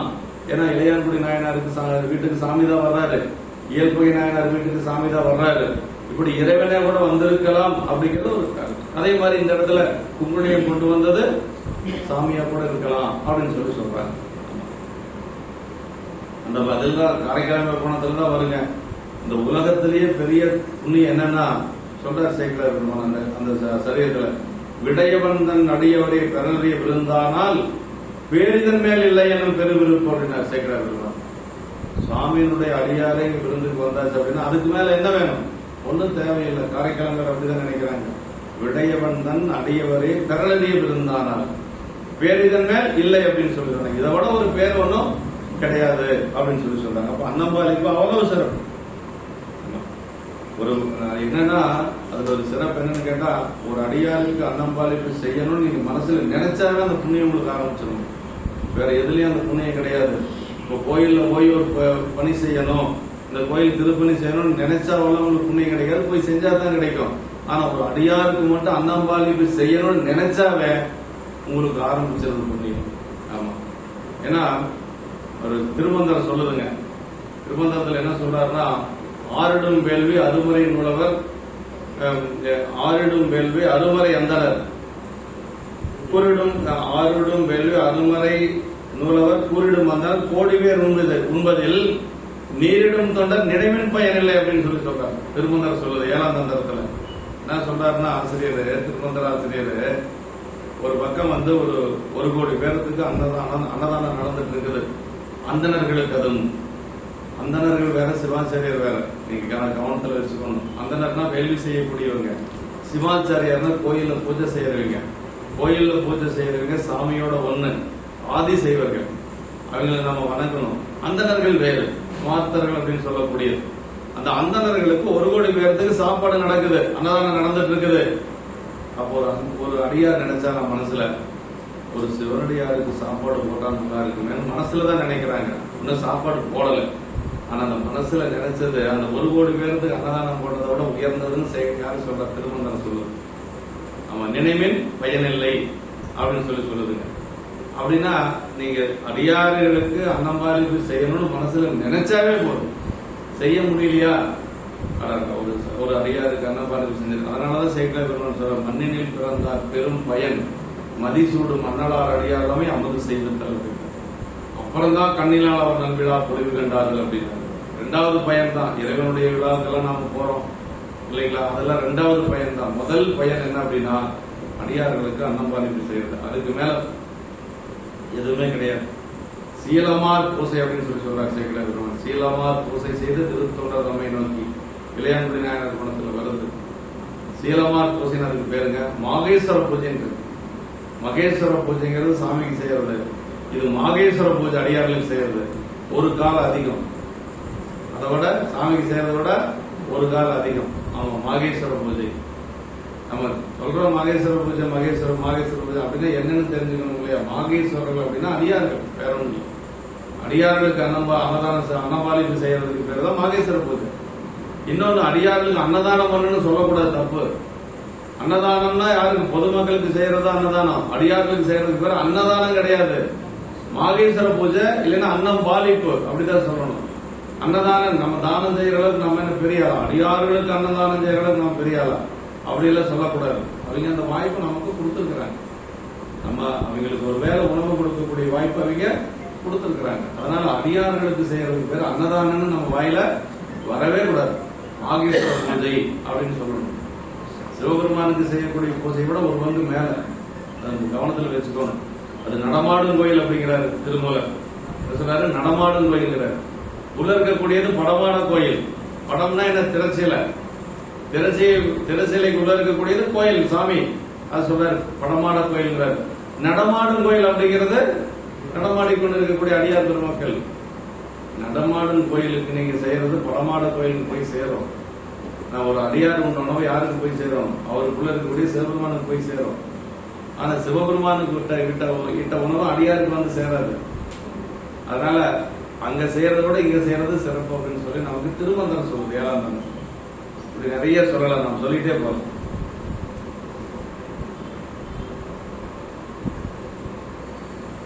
அப்ப அந்த வணிகன் சொல்றான் இல்லைங்களா? அப்படி சொன்ன உடனே குங்குலியன்னு சொன்ன உடனே ஒரு முக மலர்ச்சி அவருக்கு உள்ள. அந்த முக மலர்ச்சி அப்படின்னா உள்ளுக்குள்ளேயும் மகிழ்ச்சியா இருந்தது. அந்த மகிழ்ச்சியினுடைய வெளிப்பாடு முகத்துல தெரிஞ்சது. அகமலர முகமலர்வார் அப்படின்னு சொல்லுவார். ஞானசம்பந்தருடைய புராணத்தில் வரும். நாவுக்கரசர் ஞானசம்பந்த பெருமானை பற்றி வருகின்ற பொழுது ஞானசம்பந்த பெருமான் வருகிறாருங்கிற செய்தி நாவுக்கரசு பெருமானுக்கு தெரிஞ்ச உடனே அகமலர முகமலர்வார் அப்படின்னாரு. அப்படின்னா உள்ளுக்குள்ளேயும் அவருக்கு மலர்ந்தது, வெளியிலையும் முகம் மலர்ந்தது. அது மாதிரி இந்த இடத்துல குங்குலியன்னு சொன்ன உடனே மனசுல ஒரு மகிழ்ச்சி வந்தது. அந்த மனசுல வந்த மகிழ்ச்சியினுடைய வெளிப்பாடு முகத்துல தெரிஞ்சது. அதான் ரொம்ப அடுத்தது காட்டும் பளிங்குவல் நெஞ்சம் கடுத்தது காட்டும் முகம் என்று சொல்லி வல்லவ பெருமான் சொல்றார். ஒரு பளிங்கு பக்கத்துல வச்சிருக்கிறோம்னு வைங்களேன், அது என்ன செய்யும்? பக்கத்தில் இருக்கக்கூடிய பொருளை காட்டும். அது மாதிரி அந்த முகம் மகிழ்ச்சியை காட்டியது அப்படின்னு சொல்றாரு. முகமலர்ச்சி அடைஞ்சு அகமலர்ச்சி காண ஒண்ணாதான் முகமலர்ச்சிக்கு வரவே 2ம் பெறப்பட்டது. சிந்தை மகிழ முகமலரும். அதற்கேற்ப மொழி அதுக்கு ஏற்ற மாதிரி வார்த்தை வரும். அந்த வார்த்தை எப்படி வந்தது அப்படின்னு சொல்றாரு பாருங்க. 6 செஞ்சடை மேல் வைத்தங்கனர் பூசை கேட்ட 4 குங்குளியம் மீதே நான் என்று பெற்றேன் நல்ல பேரு மற்றதன் மேல் உண்டோ. பெறா பேரு பெற்று வைத்து வேறினை கொள்வதன் என்று உரைத்து எழும் இருப்பின் மிக்கார். இப்ப என்ன நினைக்கிறாருன்னா நாயனாரு 6 செஞ்சடை மேல் வைத்து அஞ்சனர் பூசனை கேட்ட கங்கையை தலையில சூடி இருக்கக்கூடிய சிவபெருமானுடைய பூசைக்கு தகுந்த அந்த குங்குலியம் அப்படின்னு சொல்லுகிறார். ஆகமத்தில் சொல்லப்பட்டிருக்கு. அந்த நறுமணமுள்ள குங்குலியம் இதுதானால் நான் பெரும் பேரு பெற்றவன் ஆயினேன். இதுக்கு மேல ஒரு பேர் எனக்கு என்ன இருக்கு? குங்குலியம் எல்லாம் தீர்ந்து போச்சு. இன்னைக்கு குங்குலியம் போடுறதுக்கு இல்லைன்னு சொல்லி வருத்தப்பட்டு இருந்தோம், அது கிடைச்சிருச்சு. இதை விட ஒரு பேர் வேற என்ன வேணும் அப்படின்னு சொல்லி மனசில் நினைக்கிறார். இதன் மேலும் நல்ல பேரு வேறுண்டோ பெறுதற்கரிய பேற்றினை பெற்று வைத்தும் இனி வேறு கொள்ளத்தக்கது என்ன உள்ளது என்று விருப்பத்தில் மிகுந்தவராகினார். இதுக்கு மேல எனக்கு என்ன பேர் வேணும்? குங்குலியமே கிடைச்சிருச்சு. நெல்லு கிடைக்கல, நெல் அவர் வருத்தப்படல. குங்குலியம் கிடைச்சிருச்சு, மகிழ்ச்சி அடையிறார். அதான் இப்ப நம்மளா இருந்தா வேற வாங்கலாம், அந்த அளவுக்கு கையில காசு இல்லை, இருக்கிற காசு நெல்லுக்கு தான் ஆகும். எப்படி குங்குமம் வீட்டுக்கார அம்மாட்ட போய் என்ன பதில் சொல்ற? இதெல்லாம் நம்ம சிந்தையில ஓடும். அவங்களுக்கு அதெல்லாம் ஓடாது. அவங்க முன்னாடி யாரு நிப்பாங்கன்னா பெருமான் தான் நிற்பான். மனைவியோ மக்களோ யாரும் வந்து நிக்க மாட்டாங்க.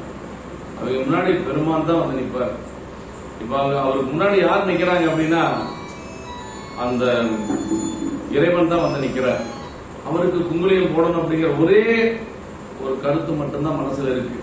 குழந்தைங்க பசியோடு இருக்கு, மனைவி பசியோடு இருக்கிறா, தாலியை கட்டி கொடுத்துருக்கிறா, குங்குலியம் வாங்கிட்டு போறேன்னா மனைவி என்ன சொல்லுவா? இதெல்லாம் நம்மளுடைய அறிவு இப்படியெல்லாம் வேலை செய்யும். அவங்களுடைய அறிவு அப்படியெல்லாம் வேலை செய்யாது. அவங்க அதான் பரமையை பார்த்திருந்தார் பதார்த்தங்கள் பாரான்னு சிவஞான சித்தியார் சொல்லுங்க. அவங்க எதை பார்த்தாலும் சிவபெருமானே அவங்களுக்கு நினைவு வருவார். வேற எந்த ஒரு நினைவு அவங்களுக்கு இருக்காது. இந்த நிலையெல்லாம் எப்ப அடையிறது அப்படின்னா அதெல்லாம் எப்ப வேணா எப்ப அடையிறதுன்னு நம்ம சொல்ல முடியாது. தாய்மானவர் சொல்ற பல்லூரி காலம் பயின்றால் நல்லறிவு சற்றே நரும் அப்படின்றாரு. பல்லூரி காலம் பயின்றால் நல்லறிவு எப்ப வருமா, எவ்வளவு வருமா? கொஞ்சம் வரும் அப்படின்னாரு. சற்றே நரும் அப்படின்னாரு. அது கொஞ்சம் வந்தா கூட போதுமே, எல்லாம் முழுசும் வர வேண்டாம். நாயன்மார்களுக்கு வந்த மாதிரி எல்லாம் வர வேண்டாம், கொஞ்சம் வந்தா கூட போதும். இப்ப அவருக்கு அந்த மாதிரி இருக்கிற அதான் பெரிய இது. அங்கனர் பூசை கேட்ட அப்படின்னு சொன்னார். வேறு இனி கொள்வது என் என்று சொல்லிக்கிற எல்லாவற்றிலும் அவர் பூசையை விரும்பி செய்யத்தக்கது என்பதும் அதுவே உறுதி தரும் அருளை பெற செய்வதென்றும் நாயனார் திருமணத்திற்கிறனர். வேற என்ன செஞ்சு என்ன பயன்? இந்த உலகத்துல பெருமானுக்கு பூசை செய்வதனுடைய பயன் கிடைக்குமா? அதுக்கு மேல ஏதாவது இருக்குது அப்படின்னா ஒண்ணுமே கிடையாது. வாசவேதருக்கும் பலம்பொருள் தன்னை பற்றுமாறு அடையிலே கருளி பூசனை உகந்து என் சிந்தையில் புகந்து பூங்கடல் காட்டிய பொருளைனார் மணிவாசக பெருமான் சொல்றார். பிடித்த பத்திரம் என்ன செய்வாரா சாமி? பூசனை உகந்து என் சிந்தையில் புகந்துனார். திருவாசகம் அப்படி நம்ம பார்க்கணும். சாமி சொல்றார் பூசனைக்கு சாமி ரொம்ப உகந்து வருவான் அப்படின்னு. பூசை செஞ்சா பெருமான் பக்தி வலையில் படுவோன் காண்க அப்படின்னார் திருவாசகம். இல்ல பக்தி செஞ்சா சாமி ஒரு வலையில மீன் மாற்ற மாதிரி மாட்டிக்குவாங்க. நம்மளை விட்டு போகவே மாட்டார். போச்சோன்னா கூட போக மாட்டார். சுந்தரமூர்த்தி சாமிகள் எவ்வளவு கடுமையா பேசினாரு. சாமி போனாரா என்ன? சாமி தான் அவர் பின்னாடி சுத்தினாருங்க. ரொம்ப கவனமா கேட்கணும். சுந்தரமூர்த்தி சாமிகளுக்கு பின்னாடி சாமி தான் சுத்தினார். ஒரு ஆலம்புலியில் இருக்கிற பொழுது ஆலம்புலியில சுந்தரமூர்த்தி சாமிகள் போய் உறங்கிட்டார். சாமி போய் என்ன கேட்கிறாருன்னா மலம்பாடிக்கு வர மறந்தனையோ அப்படின்னாரு. மலம்பாடிக்கு வராது இங்கேயே இருக்கிற அப்படின்னா நீ இங்கேயே இருந்தாலும் மலம்பாடிக்கு வான்னு அர்த்தம். நம்மளா இருந்தா அந்த கோயிலுக்கு போனோம் இந்த கோயிலுக்கு போனோம் ஒரு ஷெட்யூல் வச்சிருப்போம் இல்லைங்களா, ஒரு லிஸ்ட் வச்சிருப்போம். இவங்க முடிச்சா அங்க முடிச்சாங்க அப்படியெல்லாம் இல்லை. சுந்தர் இறைவன் எங்க வர சொல்றாரோ அங்க போவார். இப்ப நமக்கு அவங்களுக்கு எவ்வளவு வித்தியாசம் இருக்குல்ல. சிதம்பரத்துல மெய் மறந்து சாமி கும்பிட்டு இருக்கிறார். 5 பேரறிவும் கண்களை கொல்ல அறப்பெரும் கரணங்கள் 4 சிந்தையாக குணமொரும் ஒன்றும் திருந்து சாத்து மிகமையாக இந்துவால் சரையான ஆடும் ஆனந்த எல்லையில் தனிப்பெரும் கூத்தில் வந்த பேரின்ப வெள்ளத்தில் திளைத்து மாறிலா மகிழ்ச்சியில் மலர்ந்தார். சாமி என்ன பண்ணாருன்னா கூட்டாம எங்கேயே இருந்துருவான். அதனால திருவாரூருக்கு வர சொல்றார் பெருமான். அசரீதியா சொல்றார். பண்ணை ஆரூரி வருக நம்பாரு சாமி சொன்னார். அதுக்கு பிறகுதான் திருவாரூர் போகிற எண்ணமே வந்தது. சிதம்பரத்திலிருந்து அடுத்து எந்த கோயிலுக்கு போறதுன்னு அவருக்கு ஒரு பெரிய திட்டம்லாம் கிடையாது. திட்டமிட்டெல்லாம் அவர் போகல. இறைவன் சொன்னார் பண்ணை ஆரூரில் வருக நம்பால் அப்படின்னாரு. கல்யாணம் நடக்கணும், திருத்தொண்ட தொகை நமக்கு கொடுக்கணும். இதெல்லாம் எங்க செஞ்சாரு? இதுல திருவாரூர்ல பரமநாச்சியார் இருக்கிறாங்களே, எங்க மேல இருந்து வந்தவங்க கமலினி தானே பரமநாச்சியார். இன்னொருத்தர் சங்கிலி நாச்சியாரா இருக்கிறாங்க, அணிந்தரை இல்லையா, திருவொட்டியூர்ல இருக்கிறாங்க. சாமி தான் அழைக்கிறாரு. வரைவினாச்சார் அங்க இருப்பாங்க, போனா கல்யாணம் பண்ணிக்கலாம் அப்படின்னு எல்லாம் சுந்தரருக்கு திட்டம்லாம் ஒன்றும் கிடையாது. அங்க போனா அந்த அம்மா இருப்பா பார்க்கலாம், அப்படி இப்படி கோயிலுக்கு சுத்தி வரும்போது பார்க்கலாம், அந்த மாதிரி திட்டமெல்லாம் அவருக்கு கிடையாது. அவருக்கு இறைவன் வர சொல்றாரு, போறாரு. அவங்களுடைய வழிபாட்டுக்கு நம்ம வழிபாட்டுக்கு இருப்பாங்க. வேறு இணைக்குள்ள வேறு பூசைக்குரியது மட்டும்தான் அவங்க மற்றதெல்லாம் புறம்பானது, பூசைக்கு புறம்பானது, மற்றது எல்லாமே புறம்பானது அப்படின்னு சொல்லி நினைக்கிறார். மக்கள் சுற்றத்தார் முதலியவருக்கும் பசி துன்பம் போக்க நெற்கணும் வச்சு வேறு என்று ஒதுக்கி அவ எல்லாவற்றிலும் சிறந்தது என்ன அப்படின்னா அங்கனர் பூசனையை திருத்தொண்டை அப்படிங்கிறார். அங்கனர் பூசை தான் சிறந்தது. பெருமானுக்கு செய்யக்கூடிய தொண்டை காட்டிலும் அதெல்லாம் ஒன்றும் பெருசு இல்லை அப்படின்னு சொல்லி நினைக்கிறார். சிவபெருமானிடத்து இவருக்கு இருந்த, அதாவது இவருக்கு இருந்த அயரா அன்பின் திறன் காட்டியது அப்படிங்கிறது. 11ஆம் சூத்திரம் தான் அந்த அயரா அன்பு அப்படிங்கிறது. காணும் கண்ணுக்கு காட்டமுலம் போல் காண உள்ளத்தை கண்டு காட்டலின் அயரான்பின் அரண்கலல் செருமேன. அயரான்புனா இடையராத அன்பு, அப்படியே ஒரு தைலதாரை போல அப்படின்னு சொல்லி சொல்லுவாங்க. எப்பொழுதும் பெருமானிடத்தில் அன்புங்க. இடையர் அன்புனுக்கு ஊடகத்தை நின்றுருக தந்தரையும் உடையான் என இல்லைங்களா? நாடகத்தால் நடிகார் போல் நடித்து நானடவே விடகத்தை புகுந்துடுவான் மிகப்பெருது விரைகிறேன் நாடகத்தை மணிக்குன்றே இடையரா அன்புனக்கையும் ஊடகத்தை நின்றுருக தந்தரையும் உடையான் என. அன்பு எப்படி இருக்கணும்னா பெருமான் மேல இடையராத அன்பு இருக்கும். கொஞ்ச நேரம் அன்பு செய்யறது, கொஞ்ச நேரம் விட்டுறது அப்படியெல்லாம் கிடையாது, எப்பொழுதும் இருந்துட்டே இருக்கும். அதுதான் நாயன்மார்கள் வைத்திருந்த அன்புங்க. அவருக்கு எப்பொழுதும் பெருமான் மேல இடையராத அன்பு வைத்துக் கொண்டிருந்தவர்கள் நம்முடைய நாயன்மார்கள். அதான் அவங்க பெரியவங்களா இருந்தாங்க. மனைவி மக்களோடு கூடிய இல்வாழ்க்கையில் இருந்தும் பெருமானத்துக்கு, அதாவது இல்வாழ்க்கையில தான் இருக்கிறார், அவர் மனைவி மக்களோட தான் இருக்கிறாரு. ஆனா இறைவனிடத்தில் இருக்கக்கூடிய அன்புதான் அங்க உயர்ந்து நிக்கிறது அப்படிங்கறதா பெருசு. அதாவது தாமரை இலை தண்ணீர்ல இருக்கிற மாதிரின்னு சொல்லுவாங்க உலகில் சொல்லணும்னா. இப்ப தாமரை இருக்குதுன்னா தண்ணிக்குள்ளதான் இருக்குது, ஆனா தண்ணி அதுல ஒட்டுதான்னா ஒட்டுறது இல்லை. இப்ப இல்வாழ்க்கையில தான் இருப்பாங்க பெரியவங்க, ஆனா அவங்களுடைய மனம் முழுக்க எங்க இருக்குன்னா பெருமான் திருவடியில் இருக்கு. விட்டுட்டு போக கூடாது.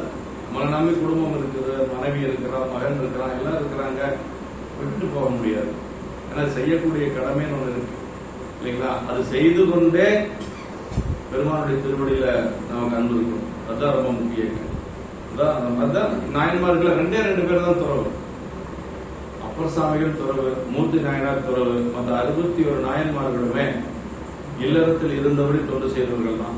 அது நல்லா நீங்க கவனத்தில் வச்சுக்கணும். திருமணம் செய்யாதவங்க நிறைய இருப்பாங்க. சின்ன வயசுல அப்படிங்க கணவன் நாயனாருக்கு திருமணம் கிடையாதுங்கிறதுக்காக துறவு கிடையாது. அவர் இல்லை, குடும்பத்துல தான் இருந்திருக்காங்க. வேடுவர் குலத்துடைய அரசனாவே இருந்திருக்கிறார் இல்லையா? அதனால அது ஒரு சிலர் கேட்கிறாங்க, கணவன் துறவு கிடையாது, திருமணம் செய்யல, 16 வயசுல கன்னி வேட்டைக்கு போறாரு, பெருமான் திருவடியில் போய் ஐக்கியமாயிறாரு, அவ்வளவுதான். மற்றபடி எல்லாம் இல்லை. ஆனால் மூர்த்தி நாயனார் துறவு, திருநாவுக்கரசு நாயனார் துறவு, 2 பேர் தான் துறவு. மற்றவங்க எல்லாம் குடும்பத்தோட இருந்து பணி செஞ்சிருக்கிறாங்க, கணவன் மனைவியார் இருந்து பணி செஞ்சிருக்கிறாங்க. ஒரே குடும்பத்துல 3 பேர் நாயன்மார், அப்பா நாயன்மார், அம்மா நாயன்மார், மகன் நாயனார். சுந்தரமூர்த்தி சாமிகள், இசைஞானியார் அம்மா, சடையநாயனார், அப்ப 3 பேர் நாயன்மார். கணவன் மனைவி நாயன்மார், நெண்டசை நெடுமாறனாரும் மங்கையரசியாரும். மாமனார் மருமகன் நாயன்மார், மானகஞ்சார நாயனாரும் ஏயர்வன் கழிக்காம நாயனார், மாமனாரும் மருமகன் நாயன்மார். இப்படி எல்லாம் பல உறவுகள் நம்ம பெரிய புராணத்தில் பார்க்கிறோம், நாயன்மாரா இருக்கிறாங்க.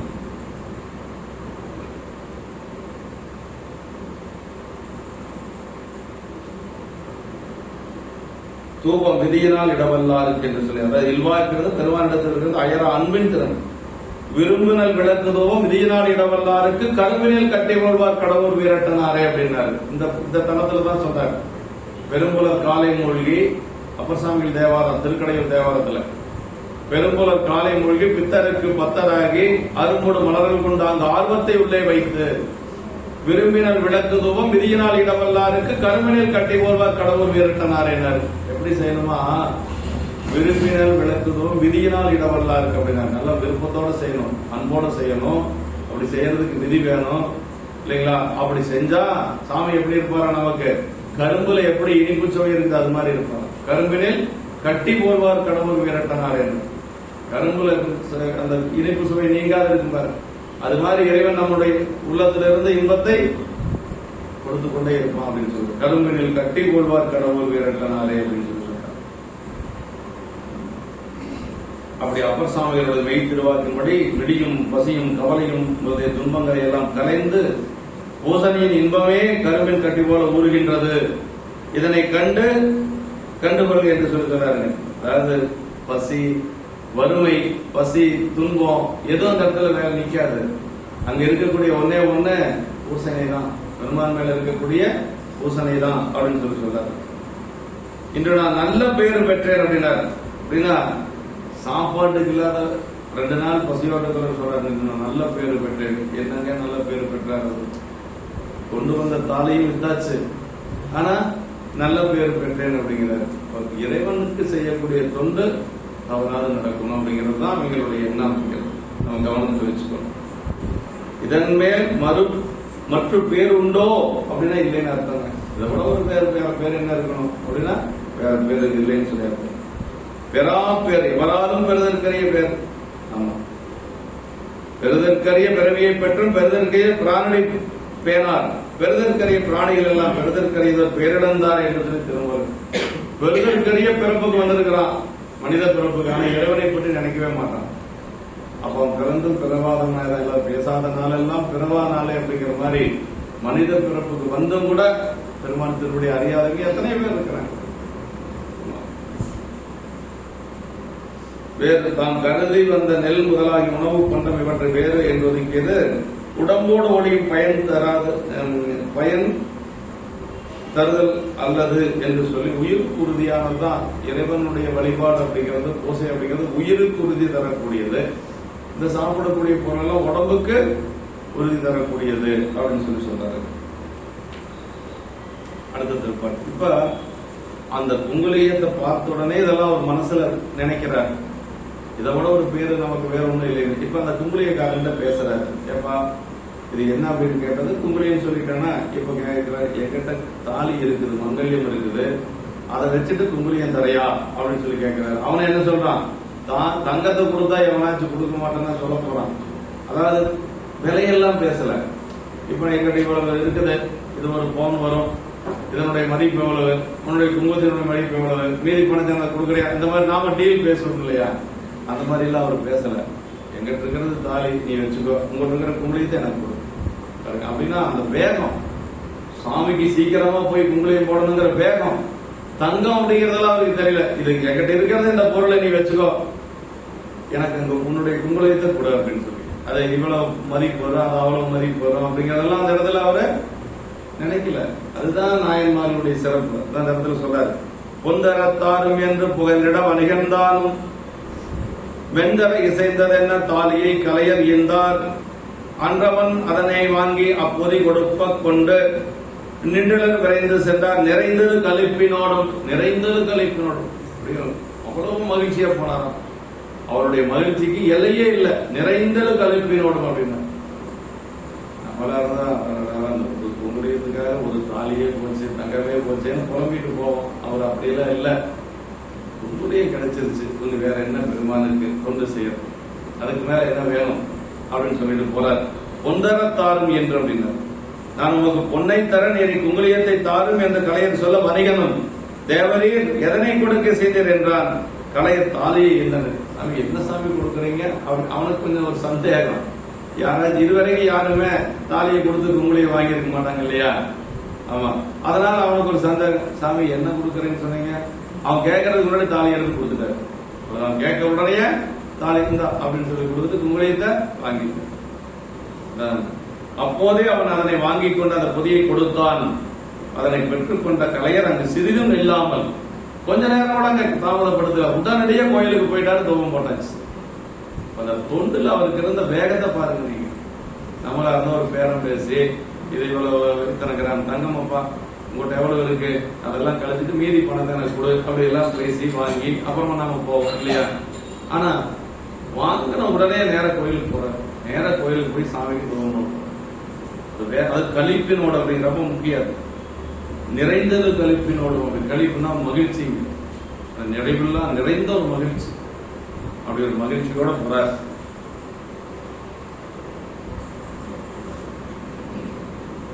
பொந்தரத்தார் இது வணிகனை நோக்கி நாயனார் கூறியது. விலையாக பொன்னை நான் தர அதனை பெற்றுக்கொண்டு குங்குலியத்தை தா என்று சொல்லி கேட்கிறார். தானி அவ்வாறு வினைவு வணிகனுக்கு அது இன்னதெனவான என்னன்னு அவர் சொல்லல. இது சொன்ன உடனேயே காலந்தாள் தாது தாலியை ஈந்து அவ்வழியால் விடை தந்தனர் என்று சொல்லி பூசைக்கான பொருள் தேர்தல் இருக்கக்கூடிய தீவிரம் அப்படிங்கிற உரையாசிரியர். பூசைக்கான பொருள் தேர்தல் இருக்கக்கூடிய தீவிரம், அதனை வாங்கி அப்பொதி கொடுப்பு, அதனை வாங்கி கொண்டு அதற்கு ஈடாக அந்த பொதியினை கொடுக்க விலை பற்றி நாயனார் சிந்தித்தலரேனும் விலையை பத்தி கவலையப்படல. பொருளுக்கு பொருள் அவ்வளவுதான், நமக்கு தேவை குங்குலியம், அது எவ்வளவு வித்தா என்ன போன என்ன அதை பத்தி கவலை இல்லை அப்படின்னு. கொண்ட பொருளுக்கு நேரக்க கண்டவன் போல் அவன் அப்பொதியினை கொடுத்தான் என்பது குறிப்பு. நின்றலர் விரைந்து சென்றார். பூசை சாதனம் அறமையில் பெற்ற ஆர்வமும் தூவப்பணியில் வைத்த தீவிரர் அன்பும் குறித்தது என்று சொல்லி சொல்றாருங்க. அதாவது மிடியும் பசியும் வருந்திய போதும் தமக்குரிய தொழிலை அன்றி வேறு தொழில் செய்து உயிர் வாழ எண்ண மாட்டார் பெரியவர் என்பது நாயனார் வாழ்க்கையால் அறியப்படும் உண்மை. எம்பெருமக்கள் தொழில் செய்தும் கூலி வேலை செய்தும் சீவித்தலை இகழ்ந்தார் அல்லர் என்று சொல்லி. அதாவது வறுமை வருகின்ற பொழுது நாயன்மார்கள் நிறைய வேலைக்கு போயிருக்கிறாங்க. இப்போ வந்து அறிவால் தாய நாயனார் அவர் பெரிய நல்ல ஒரு பண்ணையார் இருந்தவர், நல்ல ஒரு தொழில் செய்து கொண்டிருந்தவர், விவசாய தொழில் செய்து கொண்டிருந்தவர். தாய நாயனார் இறைவனுக்கு செந்நெல் அரிசி நிவேதனம் செய்யக்கூடியவர். செந்நெல் அரிசி, மாவடு ஊறுகாய் இதெல்லாம் வச்சு சாமிக்கு நிவேதனம் பண்ணக்கூடியவர். வறுமை வந்தது. வறுமை வந்த உடனே என்ன பண்ண, நெல் இருக்கிறதுக்கு கூலிக்கு போனார். நெல் இருக்கிறதுக்கு வேலைக்கு போனார். நெல் இருக்கிறதுல அவர் ஒரு இது, செந்நெல் வந்தா சாமிக்கு, கார்நெல் வந்தா தனக்கு. பாருங்க, நம்ம உயர்ந்த பொருளைத்தான் பெரியவங்க எப்பொழுதும் சாமி கொடுப்பாங்க. விரும்பின கொடுக்கை பரம்பரைக்கு என்று புரிவன தேவியை பரிபலன் கொடுத்து பெரிய அன்பின் வரகுண தேவனை, வரகுண தேவரை பத்தி அந்த டிவியில ஓடிட்டு இருந்து நான் வர பொழுது, வரகுண தேவ பாண்டியர் மதுரை மதியை ஆட்சி செய்து கொண்டிருந்தவர். இறைவனுடைய திருவருளால் திருவிடை மருதூர் வந்தவர். திருவிடை மருதூர் பெருமான் மேல அளவற்ற அன்புடையவர். தனக்கு எந்த ஒரு பொருள் கிடைச்சாலும் திருவிடை மருதூர் பெருமானுக்கு கொடுத்துட்டு தான் அவர் எடுத்துக்கொள்வார். முதல்ல சாமிக்கு, அப்புறம் தான் நமக்கு. அப்படி இருக்கிற பொழுது ஒரு படை வீரர்கள்லாம் சென்று பக்கத்து நாட்டுல படையெடுத்து கொண்டு செல்கின்ற பொழுது இந்த பெண்ணை கவர்ந்து கொண்டு வந்தாராம். இளவரசியை கவர்ந்து கொண்டு வந்தாங்க. சாமி, இந்த பெண்ணை அழகா இருக்கிற, நீங்க திருமணம் செஞ்சுக்கோ அப்படின்னாரு. அரசருக்கு அந்த காலத்துல ஒரு மனைவிக்கு மேல அரசர்கள் எல்லாம் திருமணம் செஞ்சு காலம் உண்டு. அவருக்கு ரொம்ப பிடிச்சிருந்தது அந்த பெண்ணை, பார்க்கறதுக்கு அவ்வளவு லட்சணமான பெண். இளவரசி எப்படி இருப்பான். உடனே என்ன பண்ணாருன்னா, அந்த பெண்ணை அழைத்துக் கொண்டு திருவிடை மருதூர் கோயிலுக்கு போனார். திருவிடை மருதூர் கோயிலுக்கு போய் இரவு நேரம், இந்த பெண் எனக்கு ரொம்ப பிடிச்சிருக்குது சாமி, எனக்கு பிடிச்ச பொருள் எதா இருந்தாலும் உங்களுக்கு கொடுக்கறது வழக்கம், இந்த பெண்ணை நீங்க வச்சுக்கோங்க அப்படின்னு கொண்டு சாமி கோயிலை விட்டுட்டு அவரு வீட்டுக்கு வந்துட்டாரு. வீட்டுக்கு வந்துட்டாரு. அடுத்த நாள் போய் பார்த்தா அர்ச்சகர் கோயில் கதவு திறக்கிற பொழுது பார்த்தா ஒரு கை வளையலோட ஒரு கை வெளியில் நீட்டிட்டு, சிவலிங்கத்துக்கு வெளியில அந்த பொண்ணை காணோம், ஆனா ஒரு கை மட்டும் வளையலோட வெளியில் நீட்டிட்டு. அர்ச்சகர் அப்படியே அசந்து போயிட்டாரு. அர்ச்சகருக்கு பயம், என்ன நடக்குதுன்னே தெரியல. அவருக்கு நடந்தது தெரியாது இல்லையா. அப்பதான் உடனே அரசருக்கு செய்தி போகுது, வரகுண தேவருக்கு செய்தி போனோம்னா அவர் சாமி கிட்ட வர்றாரு, சாமி கிட்ட பேசுறாரு. இந்த பாவியினுடைய கை பட்டதுனால இந்த கையை பிடிச்சிருந்தாலும் இழுத்துட்டு போறாரு. பாவியினுடைய கை பட்டதுனால இந்த கையை மட்டும் வேண்டாம்னு சொல்லி வெளியில விட்டுட்டீங்களா சாமி அப்படின்னு கேட்டாரு. அதுக்கு இறைவன் சொன்னாரா, இல்ல உன்னுடைய அன்பு எல்லா இடத்துக்கும் தெரியட்டுன்னு சொல்லி வெளியே விட்டோம்னு சொல்லி. அதுதான் பெரிய அன்புங்கிறார் பட்டணத்தடிகள் சொல்றாரு. பட்டணத்தடிகள் பாடுறாரு திருவிடை மருதூர் மும்மணி கோவில எல்லாம் அந்த பட்டணத்தடிகள் சொல்றாரு. விரும்பின கொடுக்கை பரம்பதற்கென்று புரிவுணல் தேவையை பரிவுடன் கொடுத்த பெரிய அன்பின் வரகுண தேவை அப்படின்னாரு. அருமையான இடம் தரம். இப்படி எல்லாம் கொடுக்க முடியுமான்னா பெரியவங்க கொடுத்திருக்கிறாங்க, நம்மளால முடியாது, பெரியவங்க கொடுத்திருக்கிறாங்க. என்ன பிடிக்குமோ அதை இறைவனுக்கு கொடுப்பது வழக்கமாக கொண்டிருந்தவர்கள் பெரியவங்க. நிறைய பேர் அந்த மாதிரி. இப்ப நாயனாருக்கு என்ன பிடிச்சது அப்படின்னா குங்குலியம் போடுவது. அறிவால் தாய நாயனாருக்கு செந்நெல் அரிசி தான் பிடிக்கும். அதனால சாமிக்கு செந்நெல் அரிசி போட்டாரு. அறுக்கிறதுக்கு நெல் இருக்கிறதுக்கு போனவருக்கு வந்தது போல செந்நெல்லா வந்தது. காரரிசி வந்தா தானே இவர் சாப்பிட முடியும். நமக்கு சாப்பாடு இல்லைன்னு வருத்தப்படல, வர்றதெல்லாம் செந்நெல் அரிசியா வருது. சாமிக்கு நிறைய கொடுப்போம். எப்படி பாருங்க, சாமிக்கு நிறைய கொடுப்போம். பசியோட துன்பப்பட்டாலும் கூட இறைவனுக்கு அவர் செந்நெல் அரிசியா கொடுத்தார். நெல்லனுக்கு போனார். கலிய நாயனார் எண்ணெய் வியாபாரம் செய்து கொண்டிருந்தவர் என்ன செஞ்சாரு? வறுமை வந்தது. அப்புறம் என்ன பண்ணாரு? எண்ணெய் ஆட்டுறதுக்கு போனாரு, செக்காட்டுறதுக்கு போனாரு. எண்ணெய் வாங்கி வித்தாரு, ஒன்னும் வருமானம் வரல. செக்காட்டுறதுக்கு போனாரு, அதுலயும் வருமானம் வரல. அதற்கு பிறகு மனைவியை விற்பதற்காக போனார். இதெல்லாம் புராணத்தில் இருக்கு. இந்த நாயனார் ஏன் அந்த மாதிரி எல்லாம் வேலைக்கு போகல அப்படின்னா, இவர் ஒரு அந்தனர் குலத்தை சார்ந்தவர். ஒரு அந்தனர் குலத்தை இருந்துட்டு வேறொரு பக்கம் வேலைக்கு போறது அப்படிங்கிறது அந்த காலத்துல மரபு அல்ல. இறைவனுடைய தொண்டு தான் அவங்க செய்யணும், அப்படி ஒரு விதி இருக்கு. அதனால பசியோட கிடந்தாலும் கூட தன்னுடைய நிலைக்கு கீழே அவங்க இறங்கி போறது வழக்கு இல்லை அப்படின்னு சொல்லி சொல்றாரு. அதான் பெரியல இயன்றால் பசியான்மான் ஆயினும் செயற்க சான்றோர் பலிக்கும் வினை அப்படின்னு நீதி நூல் சொல்லுதுங்க. தன்னை பெற்றோர்கள் பசியோடு இருந்தாலும் கூட ஒரு பலிக்கக்கூடிய ஒரு செயலை செய்ய மாட்டானா. நல்ல ஒரு சான்றோனா இருக்கிறார். தன்னை பெற்றவர்களே பசியோடு இருந்தாலும் கூட இழிவான ஒரு செயலை செய்ய மாட்டாங்க அப்படின்னு சொல்லி சொல்றாங்க. இந்த இறந்த மூப்பினராக இருமுது குருவரும் தற்புடை மனைவியும் பிழமையும் பசியால் வந்து எல்லைக்கும் தீயன பாவம் செய்தானையும் புறந்தருகு என்று சொல்லி பொதுவிதி சொல்லப்படுகிறது என்று சொல்லி சொல்றார். அடுத்த திருப்பாட்டு. விடையவர் வீரட்டானா விரைந்து சென்று எய்தி என்னை உடையவர் எம்மையாலும் ஒருவரும் பண்டாரத்தில் அடைபுற ஒடுக்கு எல்லாம் அயர்ந்தலும் அன்பு பொங்க அயர்ந்தலும் அன்பு பொங்க சடையவர் மனத்தால் போட்டு இருந்தனர் தமக்கு ஒப்பில்லார். இந்த இடத்துல நமக்கு ஒப்பில்லார், இவருக்கு இணைய இன்னொருத்தர சொல்ல முடியாது. எப்படி இறைவன் தனக்கு ஓமை இல்லாதான் தார் சேர்ந்தார்களால் மனக்கவலை மாற்ற எடுத்துன்னு வள்ளுவர் சொல்றார். தனக்கு ஓமை இல்லாத நேரத்தில் சிவபெருமான், அது மாதிரி இவரும் அடியார்கள் எப்படி தனக்கு ஓமை இல்லாதவர்கள் அடியார்கள் அப்படி. அதான் பெருமையால் தம்மை ஒப்பார் என்று சொல்லி இறைவனே சொல்றார். அவங்களுடைய பெருமைக்கு முன்னாடி இன்னொருத்தர் சொல்ல முடியாது. நாவுக்கரசருடைய பெருமைக்கு முன்னாடி நாவுக்கரசர் மட்டும்தான் சொல்ல முடியும், வேற யாரையும் சொல்ல முடியாது. ஞானசம்பந்த பெருமானுடைய பெருமைக்கு முன்னாடி ஞானசம்பந்த பெருமானை மட்டும்தான் சொல்லணும். இவரோட அவர் சிறந்தவர் சொல்லக்கூடாது. அப்படி சொன்னா தப்பு. நாயன்மார்கள் இவர் தான் சிறந்தவர், அவர் தான் சிறந்தவர், பட்டிமன்றம் போட்டெல்லாம் நம்ம பேசக்கூடாது. எல்லாரும் சிறந்தவர்கள், அவரவர்கள் தொண்டில் அவரவர்கள் உயர்ந்து நின்றார். அதனால எந்த நாயன்மாரையும் நம்ம குறைவா பேசக்கூடாது, உயர்வா தான் பேசணும் அப்படிங்கிறத விதி நமக்கு. விடயம், அதாவது தமக்கு ஒப்பில்லாதவராய் கலைஞர் விடையனையுடைய சிவபெருமானது திருவீரட்டான திருக்கோயிலுக்கு விரைவாக சென்று சேர்ந்து என்னை அடிமை பொருளாக உடையவரை என்னை ஆளுகின்ற ஒருவருமாகிய இறைவரது பண்டாரத்திலே. அப்படின்னா இறைவன் நமக்கு எப்படின்னா நாம் எல்லாம் இறைவனுக்கு அடிமை தான், ஆண்டான் அடிமை அப்படிங்கிறது. சைவ சித்தாந்தம் என்ன சொல்ற அப்படின்னா என்றைக்கும் நம்ம அடிமை. ரத்தத்திலேயும் சரி முக்தியிலையும் சரி நம்ம அடிமைதான். எல்லா பெரியவங்க அப்படிதான் சொல்றாங்க. தற்சுதந்திரம் கிடையாது. முதல் பெருமாள் அப்படிதான் பாட்டுவித்தால் பாடுகின்றேன், பணிவித்தால் பணிகின்றேன், பதியேன் என்னை கூட்டுவித்தால் கூடுகின்றேன், குலைவித்தால் குலைகின்றேன், குறித்த உணவை ஊட்டுவித்தால் உண்கின்றேன், உறங்குவித்தால் உறங்குகின்றேன், என்னாலாவது ஒன்றுமில்லை அப்படின்ட்டு எதுவுமே கிடையாது. அதான் அப்பர் சாமி ஆட்டுவித்தால் ஆதொருவர் ஆடாதாரோ, அடக்குவித்தால் ஆதொருவர் அடங்காதாரோ, பாட்டுவித்தால் ஆதொருவர் பாடாதாரோ, பணிவித்தால் யாரொருவர் பணியாதாரோ, காட்டுவித்தால் ஆதொருவர் காணாதாரோ, கண்ணுதலால் காண்பாரார் கண்ணுதலாய் காட்டா காலை அப்படின்னு சொல்லி எல்லாமே இறைவன் தான் செய்யறாரு. நம்மால் ஆடக்கூடியது ஒண்ணுமே கிடையாது. நம்ம வெறும் பொம்மை தான்.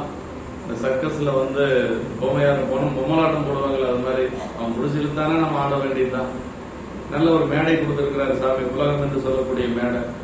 அப்பப்போ நம்ம ஆடிட்டு நினைச்சிட்டு அப்படியே போயிட்டு இருக்க வேண்டியதான வெளிய. இதுக்கெல்லாம் யாரு கையில சுவிட்ச் இருக்கு, ரிமோட் கண்ட்ரோல் யாரு இருக்குன்னா சாமி கிட்ட தான். நம்ம கிட்ட ஒன்றும் கிடையாது. அப்பப்பா அவர் இயக்குவார், நம்ம ஆடிட்டு போயிட்டே இருக்க வேண்டியதுதான். நமக்குன்னு சுதந்திரம் கிடையாது, யாருக்கும் சுதந்திரம் கிடையாது. என்னை உடையவர் அப்படின்ட்டார். என்னை உடையவர்னா நான் அவருக்கு அடிமைன்னு அர்த்தம். என்னை உடையவர்னா அவர் எஜமான், நான் அவருக்கு அடிமைன்னு அர்த்தம். வேற இல்லை. என்னை உடையவர் அப்படின்னு சொல்லி சொன்னார். எம்மை ஆளும் ஒருவர் உயிர் பொருள், உயிரில் பொருள், அறிவு பொருள், அறிவியல் பொருள் என்ற பகுப்புகளிலே பட்ட எல்லாவற்றையும் தனது அடிமையாகவும் உடமையாகவும் கொண்டவர் இறைவர். உயிருள்ள பொருள் அனைத்தும் பெருமானுடைய அடிமை, உயிரற்ற பொருள் அனைத்தும் பெருமானுடைய உடைமை. அதான் சைவ சித்தாந்தம் சொல்லக்கூடியது. நம்மளது அப்படின்னு சொல்லி எதுவுமே கிடையாது. எப்படி வந்தோமோ அதே மாதிரி தான் போகணும் இல்லைங்களா? அதனால எல்லாமே இறைவனுடையதுதான். ஒருவர் இவ்வாறுள்ள தலைவர் ஒருவரே என்பது வேத முதலாகிய எல்லா உண்மை நூல்களின் துணிவு. ஒன்று என்றது ஒன்றே கான் ஒன்றே பதி. சிவஞான போதார் 2ஆம் நூற்பாடு. ஆமா, ஒன்றே பதி, ஒருவன் என்னும் ஒருவன் காண்க, இல்லைங்களா? அவ்வளவுதான், சாமி தான் எல்லாம், அதுக்கு மேல யாரும் கிடையாது. போற்றி பரவலி, அதாவது பண்டாரி ஆனபடி போற்றி என்று சொல்லி அடைபெற ஒடுக்க பொதியில் கொண்ட குங்குலியம் முழுவதும் அளவுபடும்படி சேமித்து எல்லாம் அயர்த்து, எல்லாவற்றையும் அயர்த்துனா மறந்து, அயர்ந்தனையோ என்னை பாடுவதற்கு ஞானசம்பந்த பெருமான்ட்ட வந்து இறைவனே கேட்கிறார். திருவாலங்காட்டுக்கு பக்கத்தில் தங்கி இருக்கிற அயர்த்தல் அப்படின்னு என்ன, மறத்தல் அர்த்தம். என்னை பாடுறதுக்கு மறந்துட்டியா சாமி அப்படின்னு சொல்லி இரவு 12 மணிக்கு வந்து கேட்கிறாரு சாமி. அதற்கு பிறகு எந்திரிச்சு பாடுறாரு ஞானசம்பந்த பெருமான். என்ன தேவாரம் பாடுறதுக்கு வெடி பாடலாம், தூக்கம் வரலைன்னா எந்திரிச்சு தேவாரம் பாடலாம். தூக்கம் வரலையா அவனாசி பதி எட்டான் மறைக்கேன் எளிமைக்கு சத்தம் போட்டு பாடக்கூடாது. பக்கத்தில் படுத்துறதுகளை எந்திரிச்சுருவாங்க, மனசுக்குள்ளதான் பாடணும். நீங்க பாட்டு பாடிட்டு இருந்த தூக்க வலையும் வீட்டுக்காரருக்கு கோவம் வந்துடும். அப்புறம் குழந்தைகள்லாம் என்னன்னு தெரியல, நேற்று வரைக்கும் அம்மா நல்லா இருந்தாங்க, இன்னைக்கு இப்படி ஆயிட்டாங்க அப்படின்னு சொல்லுவாங்க. அப்படியெல்லாம் யாரையும் தொந்தரவு பண்ணக்கூடாது, இல்லைங்களா? நம்மளுடைய ஒரு சுதந்திரத்துக்காக அடுத்தவங்களை நாம துன்புறுத்தக்கூடாது. நம்ம பாட்டுக்கு அப்படி செல்போன்ல தான் இன்னைக்கு எல்லாமே இருக்குது. Saivam.com 18,500 பாட்டும் இருக்குதுல, இல்லைங்களா? 12 திருமுறைகள் இருக்கு, சாத்தாரம் இருக்கு, என்ன வேணாலும் நீங்க டவுன்லோட் பண்ணிக்கலாம். அதனால அதை வச்சுட்டு அப்படியே படிச்சுட்டு அப்படியே அந்த லைட் வெளிச்சம் கூட அடுத்தவங்களுக்கு துன்பத்தை கொடுக்கக்கூடாது, அது கொடுக்காத மாதிரி நம்ம நடந்துக்கணும். அதுதான் வந்து நியாயம், இல்லைங்களா? அதனால என்ன வேணாலும் தேவாரம் படிக்கலாம். நம்ம கோயில்ல வந்து அர்த்தசாமம் போதும் பொழுது கதவு சாத்தியாச்சு படிக்கக்கூடாது அப்படிங்கிறதெல்லாம் இல்லை. நீங்க எப்ப வேணாலும் படிக்கலாம், ஒன்னைவே திரும்ப படிக்கலாம். ஒரு பூ போட்டா மறுபடியும் சாமிக்கு அந்த பூ போட முடியாது, நிர்மலியம் ஆயிரும். ஆனா இந்த மலர் அப்படி இல்லை, எத்தனை தடவை வேணாலும் போடலாம். நீங்க 1000 தடவை கூட போடலாம்.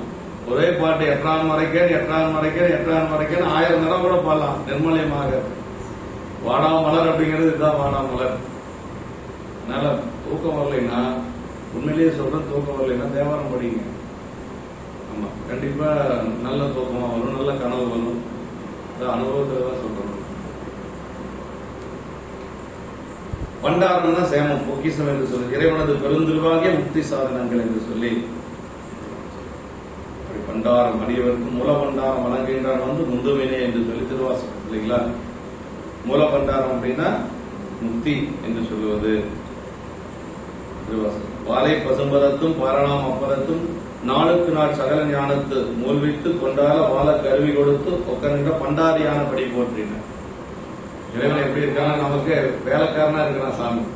நமக்கு தேவையானதெல்லாம் சாமி வந்து செய்யறாராம். பண்டாரினா வேலைக்காரன். சாமி அப்படியெல்லாம் இந்த ஆன்மாக்களுக்காக, ஆன்மா உயிர்வடைய வேண்டும் என்பதற்காக பெருமான் அப்படியெல்லாம் இறங்கி வந்து வேலை செய்யறார். திருமந்திரத்தில் நிறைய இருக்கு. அயர்த்தல்னா மறத்தல், நம்மை அயர்ந்தனையோ பாடுதற்கு என்று சொல்லி சொல்றார். எல்லாம் ஆர்த்தலும் என்பது பாடமாக என்று சொல்லி தமக்கு ஒப்பில்லார் அப்படின்னா வேற யாரும் அந்த அவருக்கு இணையா சொல்ல முடியாது அப்படின்னு சொல்லி சொல்றாரு. சரி, இப்ப என்ன ஆகுது அப்படின்னா, இவர் வந்து என்ன செஞ்சுட்டு இருக்கிறாரு, குங்குலியம் போட்டுட்டு இருக்கிறாரு கோயில்ல. ஏன்னா வீட்டுக்கு போக முடியாது, வீட்டுக்கு போனா அம்மா கேட்பாங்க நெல் எங்கீங்க அப்படின்னு சொல்லி கேட்பாங்க. அதனால சாமி என்ன பண்ணார் அப்படின்னா, குபேரனை கீழே மேல இருந்து கீழே வர சொன்னார். குபேரனை கொஞ்சம் வாப்பவனுக்கு ஒரு வேலை இருக்கு அப்படின்னு சொல்லி சொன்னார். வந்தான் குபேரன், வந்து தோழன் தானே சிவபெருமானுக்கு, சொன்ன வேலையெல்லாம் கேட்கணும். குபேரனாக இருந்தாலும் யாரா இருந்தாலும் சாமி சொல்ற வேலையெல்லாம் கேட்டாகணும். இந்த மாதிரி ஒரு அடியாருடைய வீடு இருக்கு திருக்கடையூர்ல, போய் என்னென்ன செலவுக்கு நாள் கொடுக்க முடியும் எல்லாம் கொடுத்துட்டு வா அப்படின்ட்டாரு. நேரா வந்தாரு. யாரு? இருநிதி கிழவன் என்று சொல்லக்கூடிய குபேரன் வந்தான். 2 நிதி இருக்கிற, சங்க நிதி, பதும நிதி. என்றும் குறையாத செல்வம் யாருன்னு இருக்குன்னா குபேரன் இருக்கு. அந்த செல்வத்தை எல்லாம் அப்படியே மனை முழுக்க நிரப்பினாங்க. மனை முழுக்க செல்வத்தை நிரப்பினா போதுமா? சாப்பிட முடியுமா? தங்கம் வெள்ளி எல்லாம் நிரப்பியாச்சு, அதே போதுமானா நெல்லையும் கொடுத்தாரு. சரி, நெல்லு கூட குத்தி சாப்பாடு செய்யறதுக்கு கொஞ்சம் நேரம் ஆயிரத்துல அரிசியும் கொடுத்தாரு. அடுத்த பாட்டில் வருது பின்னாடி. சாமி இன்னைக்கு சாப்பாடுறதுக்கு, ஏன்னா பசியோடு இருக்குது அந்த குடும்பம். அந்த குடும்பம் சாப்பிடணும் முதல்ல, அப்புறம் மற்றதெல்லாம். இறைவன் என்ன செஞ்சிருக்கிறார் அப்படின்னா பெரும் கருணையாளன் அப்படிங்கிறது பெருமாள். கருணாநாயகி இல்லையா, கருணாம்பிகை, கருணை நாயகி. ஆமா, பெருங்கருணை நாயகி. ஆமா, இறைவன் அப்படித்தான் கருணாமூர்த்தி. கருணாமூர்த்தி அவர் என்ன செஞ்சார் அப்படின்னா, குபேரன் சொல்லி இன்னைக்கு சாப்பாடு செய்யறதுக்கு தேவையான அரிசி பருப்பு அத்தனை பொருட்களும் கொண்டு வந்து கொடுத்தாச்சு. அதான் இந்த பாட்டு சொல்லுதுங்க. அப்ப நம்ம சிவபெருமானுக்கு தொண்டு செஞ்சுட்டு இருந்தோம்னா நம்மளுடைய வேலை வேற யாராச்சும் வச்சு சாமி செஞ்சுக்குவார். அந்த வேலை ஒண்ணும் நிக்காது. சாமிக்கு தொண்டு செஞ்சு நான் கெட்டு போயிட்டேன் அப்படின்னு சொல்லி அது நம்மளுடைய வேற ஏதாவது காரணத்தினால அது மாதிரி ஆயிருக்கலாமே ஒழிய, இவன் சாமிக்கு வெளியே வேலை செஞ்சாப்பா இப்படி ஆயிட்டான் இருக்கவே இருக்க. அதுக்கான சான்று எதுவும் கிடையாதுங்க. சாமிக்கு செய்ய செய்ய செல்வம் பெருகுவதுதான் வழக்கம் ஒழிய குறைவது அப்படிங்கிறது இல்லை. இந்த இடத்துல அதான் சொல்றாரு, அன்பர் அங்கு இருப்ப அப்படின்னாரு. எங்க இருப்ப? கோயில் இருக்கிறார். அன்பர் கோயில்ல குங்குளியம் போட்டு இருக்கிறார். அன்பர் அங்கு இருப்ப நம்பர் அருளினால் அழகை வேந்தன். அழகை வேந்தன்னா அங்க இருக்கக்கூடிய அழகாபுரின்னு பேர் இருக்கு. குபேரன் இருக்கக்கூடிய ஊருக்கு பேரு அழகாபுரி. அங்க இருக்கக்கூடிய அரசன் யாரு? குபேரன். அழகை வேந்தன் தந்தர் நிதியன் தூர்த்து தரணி மேல் நெருங்க என்றனர். இந்த மண்ணுலகத்துக்கு வந்துட்டார் சாமி. அங்க இருக்கிற செல்வத்தை எல்லாம் கொண்டுட்டு திருக்கடையூர் வந்தாச்சு. தரணி மேல் நெருங்க எங்கும் பொன்மையில் கோயும் நெல்லும் அப்படின்னாரு. அப்படின்னா பொன்மையில் கோயும் நெல்லும், பொண்ணு வெள்ளி அப்புறம் நெல்லு எல்லாம் கொண்டு வந்தாச்சு. பொருவில் பல்வரணம் உங்க மண்பெரும் செல்வமாக்கி வைத்தனன் மனையில் நீட. மண்பெரும் செல்வம்னா நிலையான செல்வம், என்றைக்கு அழியாத செல்வங்க. மண்பெரும் செல்வம்னா இறைவன் கொடுத்த செல்வம் அழியாது. நம்மளால தேடிய செல்வம் போயிடும், இருக்கும் அப்புறம் போயிடும், அப்புறம் மறுபடியும் வரும். அது வேற. இறைவனால் கொடுக்கப்பட்ட செல்வம் என்றைக்கும் குறையாது. அதான் குறையாத செல்வம் அப்படிங்கிறது இறைவனால் கொடுக்கப்படுவது. இப்ப இந்த செல்வம் மண்பெரும் செல்வமாக்கி வைத்தனன் மனையில் நீடனர். ஏன் நிலையான செல்வத்தை கொடுத்தார் அப்படின்னா காரணம் இருக்கு. இவர் வீட்டுக்கு 2 நாயன்மார் வர போறாங்க பின்னாடி. ஞானசம்பந்த பெருமான் திருக்கூட்டத்தோட வர போறார், நாவுக்கரசு பெருமான் திருக்கூட்டத்தோட வர போறார். அவங்களுக்கெல்லாம் அன்னமாலிபி செய்யணும், அவங்களுக்கெல்லாம் மாகேஸ்வர பூஜை செய்யணும். 2 பரமாச்சாரியார்கள், சிவபெருமானுடைய திருவருள் பெற்ற 2 பரமாச்சாரிகள் அவங்க வீட்டுக்கு வராங்க. எவ்வளவு பெரிய புண்ணியம் செஞ்சிருக்கணும். ஞானசம்பந்த பெருமானே வந்து ஒரு வீட்டுல உணவு எடுக்கிறார் அப்படின்னா, நாவுக்கரசு பெருமான் வந்து ஒரு வீட்டுல உணவு எடுக்கிறார் அப்படின்னா எவ்வளவு புண்ணியம் செஞ்சிருக்கணும். அதுக்காக செல்வத்தை இப்பவே கொடுக்கிறாரு சார். அவங்க வரதுக்கு ரொம்ப நாள் இருக்கு, ஆனா இப்பவே கொடுக்கிறாரு. அதுதான் சுவாமியினுடைய திருவருள். அன்பர் அங்கிருப்ப அப்படின்னா, அன்பர்னா அன்பு பொங்கிய, அன்பு பொருந்திய பொங்கிய நிலையில் அங்கிருந்தார் என்று அன்பர் என்று சொல்றாருங்க. தம்மை நம்புவார்க்கு எளியராய் காத்து நின்றவர் நம்பர் அப்படின்னு சொல்றாரு. அன்பர் அப்படின்னு சொன்னா அன்புடையவர். நம்பர்னா நம்மை காப்பவர் யார்? சிவபெருமான் நம்பர். அடியார் வந்து அன்பர், சிவபெருமான் நம்பர் அருளினால் அழகை வேந்தன் அப்படின்னார். நம்புவார்க்கு அருள் செய்யக்கூடியவன் சிவபெருமான். அதான் நம்பர் அப்படின்னு சொல்லி சொன்னாரு. நல்ல சொல்லுங்க. எம்பிரான் எம்மையாலும் இறைவனே என்று தம்மை நம்புவாருக்கு அன்பர் போலும் நாகவீச்சரவனாரே. நம்புவாருக்கு அன்பர் போலும் அப்படின்னார். யாரெல்லாம் பெருமானை நம்புகின்றார்களோ அவங்களுக்கு சாமி எப்படி இருப்பாரா? அன்பர் போல இருப்பார். கூடவே வந்து அருள் செய்வான் அப்படின்னு சொல்லி சொல்றார். இந்த நம்பிக்கை தான் ரொம்ப முக்கியம். இன்னொன்னு நாகேஸ்வர பெருமான் சேக்கிடார் பெருமானுக்கு ஆன்மார்க்கம் உண்டு. நமக்கெல்லாம் ஒரு ஆன்மார்க்கம் இருக்கு இல்லையா? அது மாதிரி சேக்கிடார் பெருமானுக்கு ஆன்மார்க்கம் மட்டும் நாகேஸ்வர பெருமான், கும்பகோணத்தில் இருக்கக்கூடிய நாகேஸ்வர பெருமான். அதனால இந்த இடத்துல அந்த சொல் வருது, நம்பர் அப்படிங்கிறது சொல்றது. நம்புவார்க்கு அந்த தேவாரத்தில் இருக்கக்கூடியது அதான். நம்புவார்க்கு அன்பர் போலும் நாகவீச்சரனாரே என்று சொல்லி தேவாரத்தில் சொல்வது போல சொல்றாங்க. நம்பர் என்ற தன்மை மார்க்கண்டற்காக மரளை உதைத்தவாற்றால் இத்தலத்துக்கு சிறப்பாகக்கூடியது. அருளினால் அப்படின்னா ஆணையினால் அப்படின்னா, ஆமா, தன் கடன் அடியனை தாங்குதல் என் கடன் பணி செய்து கிடப்பதே நான். சாமிகளுடைய ஒரு கடன் என்னன்னா அடியார்களை தாங்கி நிற்பது இல்லைங்களா? அதான் பெருமான் தான் தாங்க முடியும் நம்மளை இல்லையா? அழகை வேந்தன குபேரன். திசை காவலர் 8 திசைக்கு 8 காவலர்கள். அதுல வடதிசை காவலனாக இருக்கக்கூடியதான் குபேரன். அவன் வடதிசை காவலனாக சிவபெருமான் நியமிக்கப்பட்டு அடியார் பெருமக்கு செல்வத்தை கொடுப்பது யாருன்னா குபேரன் தான். ஆனா அந்த குபேரனுக்கே அதிகாரி யார் அப்படின்னு இளையான்குடி மாறனாயினார். குபேரனுக்கு அதிகாரி யாருன்னா இளையான்குடி மாறனாயினார். அப்படிதானே சொல்றாரு சாமி. அன்பனே அன்பர் பூசை அழைத்த நீ அணங்கினோடும் என்பரும் உலகம் நெய்தி இருநிதி கிழவந்தானும் மொழி ஏவல் கேட்ப அப்படின்னாரு. நீ சொல்றதுதான் குபேரன் கேட்கணும். அப்ப குபேரனை நேரடியா நம்ம பார்க்கணுங்கிற அவசியம் இல்லை. இளையான்குடி நாயனார் சாமி கொஞ்சம் அப்படி பார்த்து அப்படின்னா இளையான்குடி நாயனாரே நமக்கு வாங்கி கொடுத்துருவாரு. குபேரன் நம்ம நேரடியா போகணுங்கிற அவசியம் இல்லை இளையான்குடி நாயனார் நம்ம நாயன்மார்ல 63 நாயன்மார்ல இருக்கிறதுனால நமக்கு நாயன்மார் தானே முக்கியம். அதனால அவரே நமக்கு எல்லாம் பண்ணி கொடுத்துருவார். அதுக்காக நம்ம அங்கேயும் போகணுங்கிற அவசியம் இல்லை. ஆமா, அதான் கருத்துல சொல்றார். அழகை வேந்தன் திசை காவலன் என்று சொல்லி. பொன்பயில் குவை அப்படின்னா அதாவது குங்குலியோ நெல் முதலியவை கொள்ளவும், நெல் இப்போது வேண்டும் குறைவறுத்தருக்கும், இப்படி உணவு பண்டங்கள். அப்புறம் பொன்னை மட்டில் வைத்தால் அது கொண்டு ஏனையெல்லாம் பெறலாம். பிறவற்றை வைத்து பொண்ணை வச்சாவே எல்லாம் வாங்கிடலாம் இல்ல. இவர் ஏற்கனவே பொண்ணை கொடுத்து தானே கும்பலியை வாங்கினாரு, அப்புறம் எதுக்கு மத்ததெல்லாம் அப்படின்னா இப்ப சாப்பாட்டுக்கு வேணும். பொன்னை வைத்து நெல் வாங்கி அதெல்லாம் காலதாமதமாகும். இப்பவே சாப்பாடு அந்த குடும்பம் சாப்பிடணும் அப்படின்னு இறைவன் நினைக்கிறார். வேற அதான் சொல்ற, பொன் கொண்டு நெல் முதலியவை பெற தாமதமாகும் அதுவரை அன்பரும் குடும்பமும் பசித்திருப்பதனை இறைவன் புறாராதலின் உடனே சமைத்தல் பொருட்டு எல்லாம் வகை வகையாக வைக்க அருளினர். நெல்லை அரிசியாக்கும் சிரமமும் தாமதமும் பொறாத இறைவன் அரிசியும் கொடுக்கிறார். அடுத்த பாட்டுல அரிசியும் கொடுக்கிறார். நெல்லை கூட குத்தி செய்யறதுக்கு நேரமாகும் சொல்லி அரிசியும் கொடுக்கிறார். வசித்திருப்போருக்கு காசு கொடுப்பது பொன்னொன்றை வேண்டுவது என்று தேடிய வசித்திருக்கிறவங்களுக்கு காசு கொடுக்கறதோட சோறு போடுறதுதான் புண்ணியம். சாப்பாடு போடுறதுதான் புண்ணியம். சோறிட்டால் சோறு பெற்றார் அப்படின்னு சொல்லி சொல்லுவாங்க. சாப்பாடு போட்டா சோறுன்னா நமக்கு முக்தி சோறு கிடைக்கும்.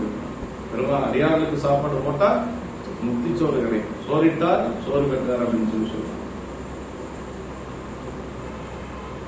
மண்பெரும் செல்வம் சிவனுக்கு அடிமை செய்ததனால் போன்ற புண்ணிய செல்வமாதலில் ஏனைய செல்வங்கள் போல் அழிந்துபடாது நிலைத்த பெரிய செல்வமாயிற்று என்று சொல்லி சொல்றாரு. பெருமானுக்கு அடிமை செஞ்சதுனால நிலைத்த செல்வம் கிடைக்கிறது, என்னைக்கு அழியாத செல்வம். நாம தேடி சேர்க்கிற செல்வம் எல்லாம் எப்படின்னா இருக்கும், கொஞ்ச நாளைக்கு இருக்கும், போயிடும் இல்லையா.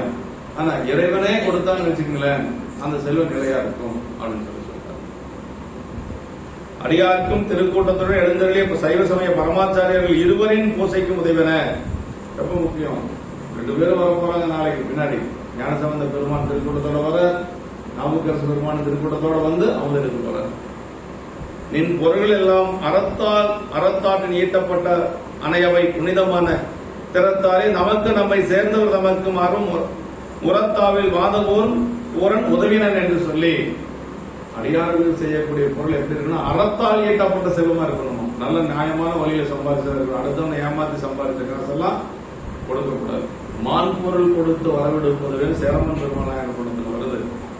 சேரமன் பெருமான் நாயனருக்கு கடிதம் எழுதுறாரு சாமி. மதுரையில் இருந்து பானவத்தருக்கு பொருள் வேணும்னு சொல்லி. பானவத்தர் ஏழ்மையில் இருக்கிறார்.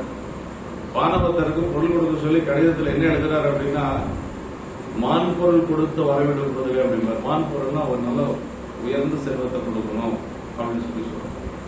அடியார்களுக்கு செய்யக்கூடியது எப்படி இருக்கணும் அப்படின்னா அறத்தால் ஈட்டப்பட்ட செல்வமா இருக்கணும் அப்படிங்கிறது பார்க்கணும். நல்ல வழியில் சம்பாதித்த செல்வமா இருக்கணும் அப்படிங்கிறது. மற்றவர் மனைவியாரும் மக்களும் பசியால் வாடி அற்றை நாள் இரவு தன்னில் அயர் உர துயிலும் போதில் நற்றவர் கொடியனார்க்கு கனவிடை நாதன் நல்க தெற்றென உணர்ந்து செல்வம் கண்டபின் சிந்தை செய்வார். இப்ப சாமி வீட்டுல செல்வத்தை நிரப்பியாச்சு, குபேரன் வர சொல்லி. இத முதல்ல யாருகிட்ட சொல்லிருக்கணும்? நாயனார்கிட்ட தானே சொல்லிருக்கணும். அப்படி சொல்லல, அம்மா கிட்ட தான் முதல்ல போய் சொல்ற. அதற்கு நாயனாருக்கு அம்மா சொல்லித்தான் தெரியும். நாயனார்கிட்ட சொல்றதே இல்லை சாமி. சாப்பாடு நல்லா போய் சாப்பிட்டுட்டு வாப்பா அப்படின்னு மட்டும்தான் சொல்றேன். ஆனா எப்படி சாப்பாடு போட்டுருக்குன்னு அவரு சந்தேகத்தோட தான் வர்றாரு. இருந்தாலும் சாமி சொன்னதுனால வர போறாரு. அம்மா கிட்ட தான் சொல்றேன். ஏன் அப்படின்னா அம்மா கொடுத்த தாலி தான் இப்ப இத்தனைக்கு காரணம். உங்களையே வாங்கினதுக்கு எல்லாத்துக்கும் காரணம் என்ன? அம்மா கொடுத்த தாலி தான். அம்மாவுடைய கனவுல போய் சொல்றாரு சார். அதான் ரொம்ப முக்கியம். மற்றவர் மனைவியாரும் மக்களும் பசியால் வாடினர். அவர் மனைவியாரும் மக்களும் பசியினால் வாட்டமுற்று. நாயனார் ஏன் சொல்ல அப்படின்னா அவருக்கு பசியெல்லாம் தெரியாது. அவங்களுக்கு பசி துன்பம் எல்லாம் எதுவும் இருக்காது. எங்க வருது அப்படின்னா ஞானசம்பந்த பெருமானுக்கும் நாவுக்கரசு பெருமானுக்கும் ஒரு பெரிய பஞ்சகாலம் வருது. எங்க திருவேலிமல்லையில பஞ்சகாலம் வர்ற பொழுது சாமி 2 பேருக்கும் படிக்காசு கொடுக்குறாரு. அது எப்படி சொல்லி கொடுக்கிறார் அப்படின்னா, உங்களுக்கு எந்த காலத்திலையும் பசி பட்டினி எல்லாம் இருக்காது. ஆனா உங்க கூட வர அடியார்களுக்கு பசி பட்டினி இருக்கு, அவங்களுக்காக கொடுக்கணும் அப்படிங்கிறார். இறைவனே சொல்றாரு. என்ன சொல்றாரு அப்படின்னா, நல்ல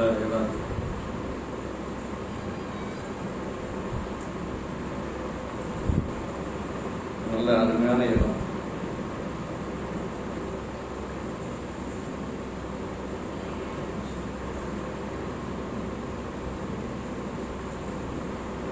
சென்னை வரணும்னு சொல்லுங்க.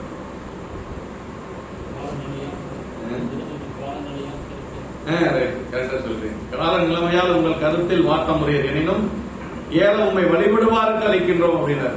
கால நிலைமையால் உங்கள் கருத்தில் வாட்டம் முறையது அப்படின்னாரு. உங்களுக்கு ஒன்றும் பசியெல்லாம் கிடையாது, ஆனா ஏல உண்மை வழிபடுவாருக்கு அளிக்கும். உங்க கூட வர அடியார்களுக்காக இதை கொடுக்கிறோம். தினசரி ஒரு படிக்காசு பஞ்சகால நீங்கிற வரைக்கும் வாங்கிக்க அப்படின்னு சொல்லி. கால நிலைமையால் உங்கள் கருத்தில் வாட்ட முடியர் எனவும் ஏல உண்மை வழிபடுவார்கள் அப்படின்னா நாயன்மார்களுக்கு பசியெல்லாம் ஒண்ணும் இருக்காது, ஆனா கூட இருக்கிறவங்களுக்கு பசிக்கும் இல்லையா, அதுக்காக கொடுக்கறன்னு சொல்லி கொடுக்குறாரு. அதனால நாயனார் இங்க சொல்லல, அம்மாவை சொல்றாரு, மக்களை சொல்றாரு, சுற்றத்தாரு மற்றவர் மனைவியாரும் மக்களும் பசியால் வாடி அற்றை நாள் அயர்ந்தர தூங்கும் போதில் மனைவியாரும் மக்களும் பசியினால் வாட்டமுற்று அன்று இரவில் அயர்ந்து தூங்கும் போது நல்ல தவத்தின் கொடி போல்வராக மனைவியாருக்கு எப்படிங்க அயர்ந்து தூங்க முடியும்? பசியோட தூக்கம் வருமா? கொஞ்சம் 2 இட்லி கம்மியா போனாவே நம்மளுக்கு தூக்கம் வரதில்லை. ஆனா அந்த 2 இட்லி சாப்பிட்டு என்ன தூங்கி இருக்கலாம் அப்படின்னு நம்ம நினைக்கிறோம் இல்லைங்களா? ஆனா 2 நாள் பசியோட இருந்தா எப்படி தூக்கம் வரும்? தூங்கி இருக்கிறாங்க அப்படின்னா அந்த வீட்டுல அப்படி இருந்திருக்கிறாங்க, பக்குவமா இருந்திருக்கிறாங்க. அயர்ந்து தூங்கும் போது கனவில் இறைவன் இந்த விளைவுகளை உணர்த்தி அருளினாராக. அவர் உணர்ந்து எழுந்து கனவில் கண்டபடி உள்ள செல்வங்களை எல்லாம் கண்டபின் பின்னாடி நினைக்கிறாங்க. அதாவது சாமி சொன்னதுக்கு பிறகுதான் அம்மா போய் வீட்டை பாக்குறாங்க. வீட்டுல பூரா எல்லா பக்கம் செல்வமா இருக்கு. பசியால் வாடின பசியால் வாடின அயர்புற துயலும் போதில் இருவகல் உணவின்றி பசிந்திருந்தனர்.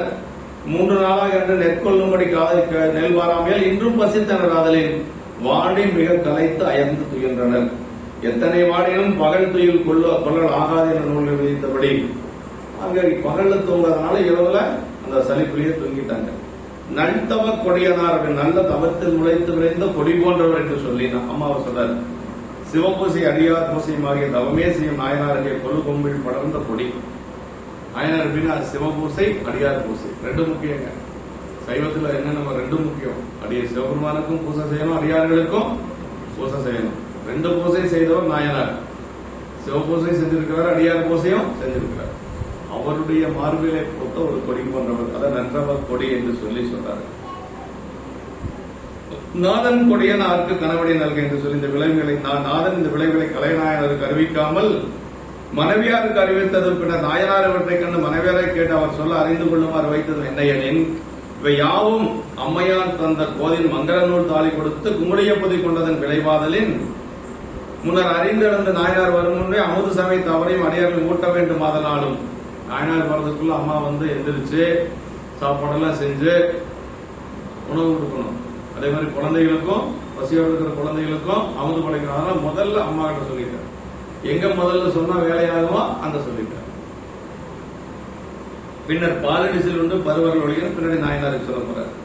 அடியார்களை பன்னால் அமுதூட்டி அன்பின் பெருமையும் காட்டி விடாது. அது மட்டும் இல்ல, அம்மா அடியார் வர்ற அடியார்களுக்கு பல நாள் சமைச்சு சமைச்சு சமைச்சு சமைச்சு அப்படியே அமுது ஊட்டி ஊட்டி அந்த ஒரு பெரும் கருணை பெருமான் அம்மா கிட்ட போய் சொல்றாரு அப்படின்னு சொல்லி சொல்றாரு.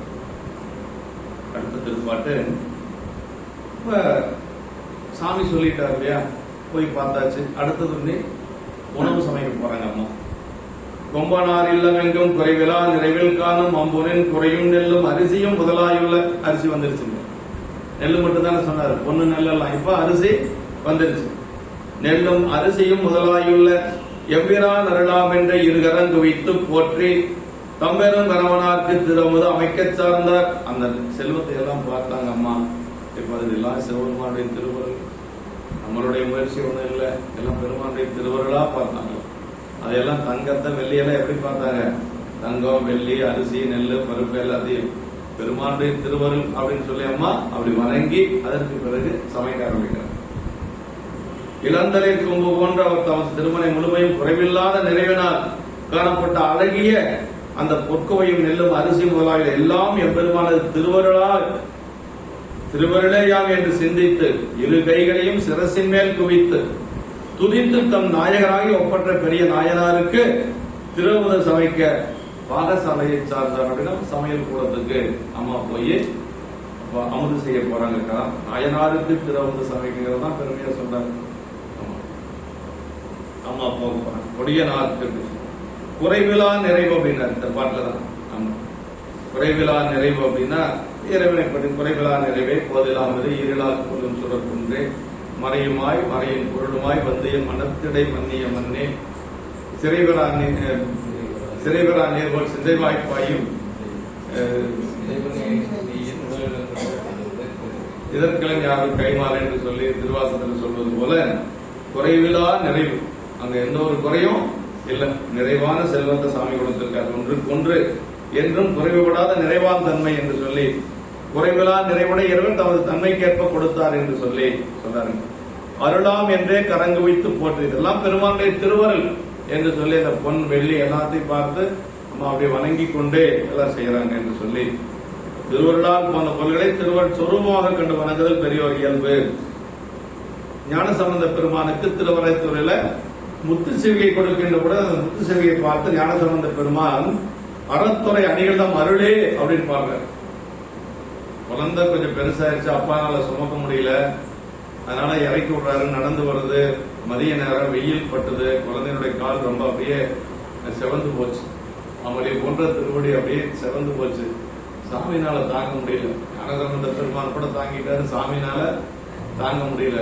சாமிக்கு அப்படியே நெஞ்சு வலிக்குது. பிள்ளையாருடைய திருவடி நம்ம குழந்தைகளுடைய திருவடி இப்படி நோக்கலாமா என்று சொல்லி உடனே திருவரத்துறை அறத்துறை அர்ச்சகர்கிட்ட போய் அண்ணனர்கிட்ட போய் சொல்றாரு, ஞானசம்பந்த பெருமானுக்கு நாளைக்கு முத்து பல்லக்கு கொடுக்கணும், முத்து சிவிகை கொடுக்கணும்னு சொன்னோன்னா அங்க தயாராயிருச்சு. அப்படி தயாரான உடனே என்ன செஞ்சாங்க, அந்த முத்து சிவிகை கொண்டு வந்து கொடுத்தாங்க. முத்து சிவிகை கொண்டு வந்து கொடுத்தோம்னா அதை பார்த்தாரு ஞானசம்பந்த பெருமான், அப்படியே வணங்கினார். எப்படி நினைச்சாராம், இறைவனுடைய திருவருளா கருதி வணங்கினார். ஒரு அப்படியே சுற்றி வந்தார்.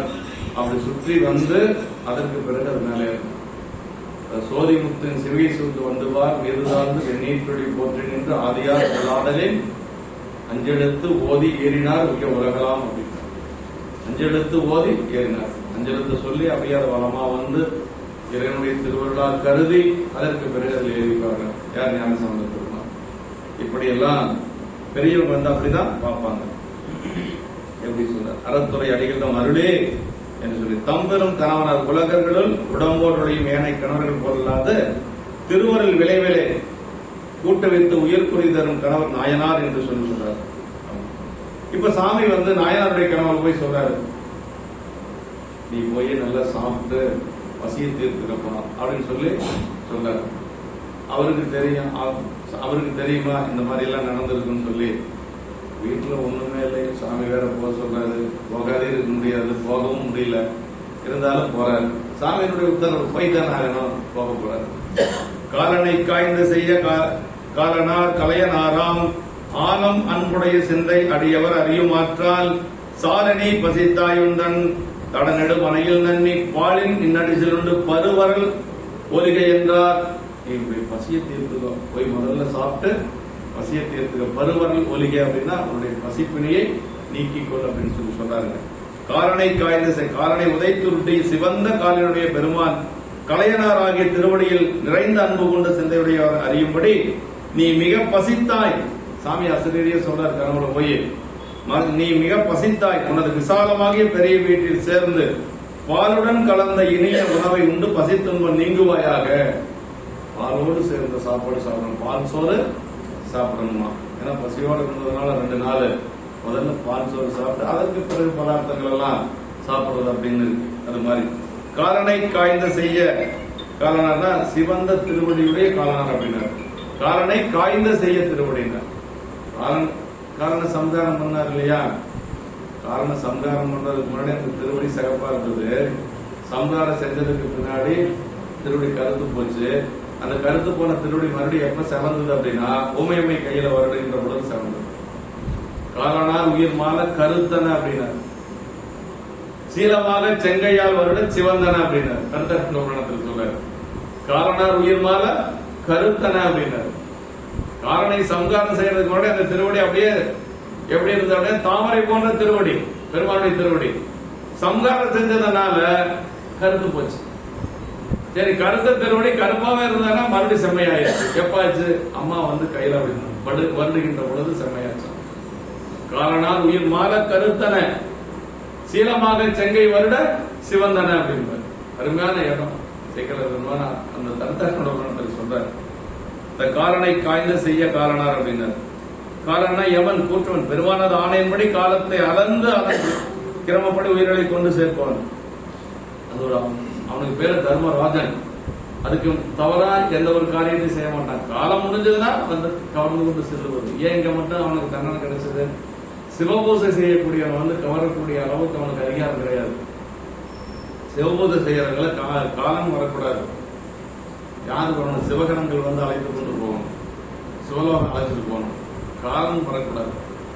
வரக்கூடாத ஒரு இடத்துக்கு வந்ததுனால உதைப்பட்டான், வேற ஒன்றும் இல்லை. அவன் நியாயத்தை தான் செஞ்சான், அவனுடைய தர்மத்தை தான் செஞ்சான். ஆனா சிவனடியார்கள் சிவபூசை செய்யக்கூடிய ஒருவரை அழைத்துக் கொண்டு செல்வதற்கு சிவகணங்கள் வரணும் அப்படிங்கிறது ஒரு விதி. அதான் செய்ய காரணார் அப்படின்னாரு. உதைத்தமையால் சிவந்தது என்பது குறிப்பு.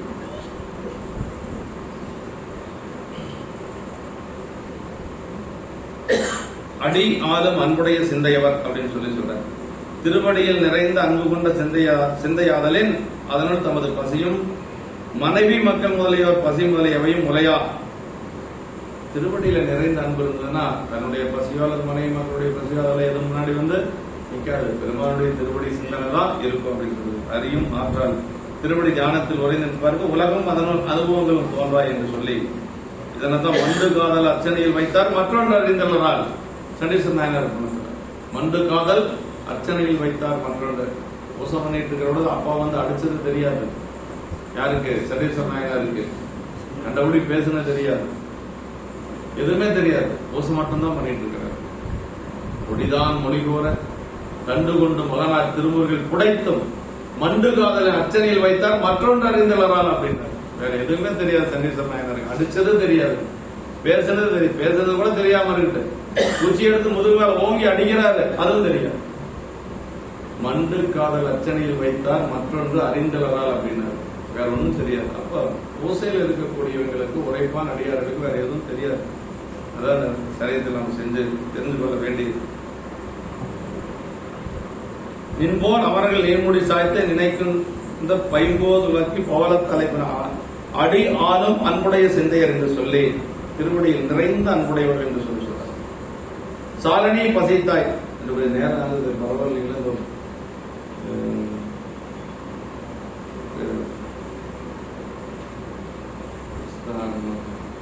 இந்த மாதிரி எல்லாம் வந்தா நாங்க குமரபாளையத்துல என்ன செய்வோம்னா, நாயனார் பசியோடு இருக்கிறாரு, அவர் சாப்பிடுற வரைக்கும் நம்ம முடிச்சுட்டு போலாம் அப்படின்னு சொல்லி எங்க அன்பர்கள் சொல்லுவாங்க.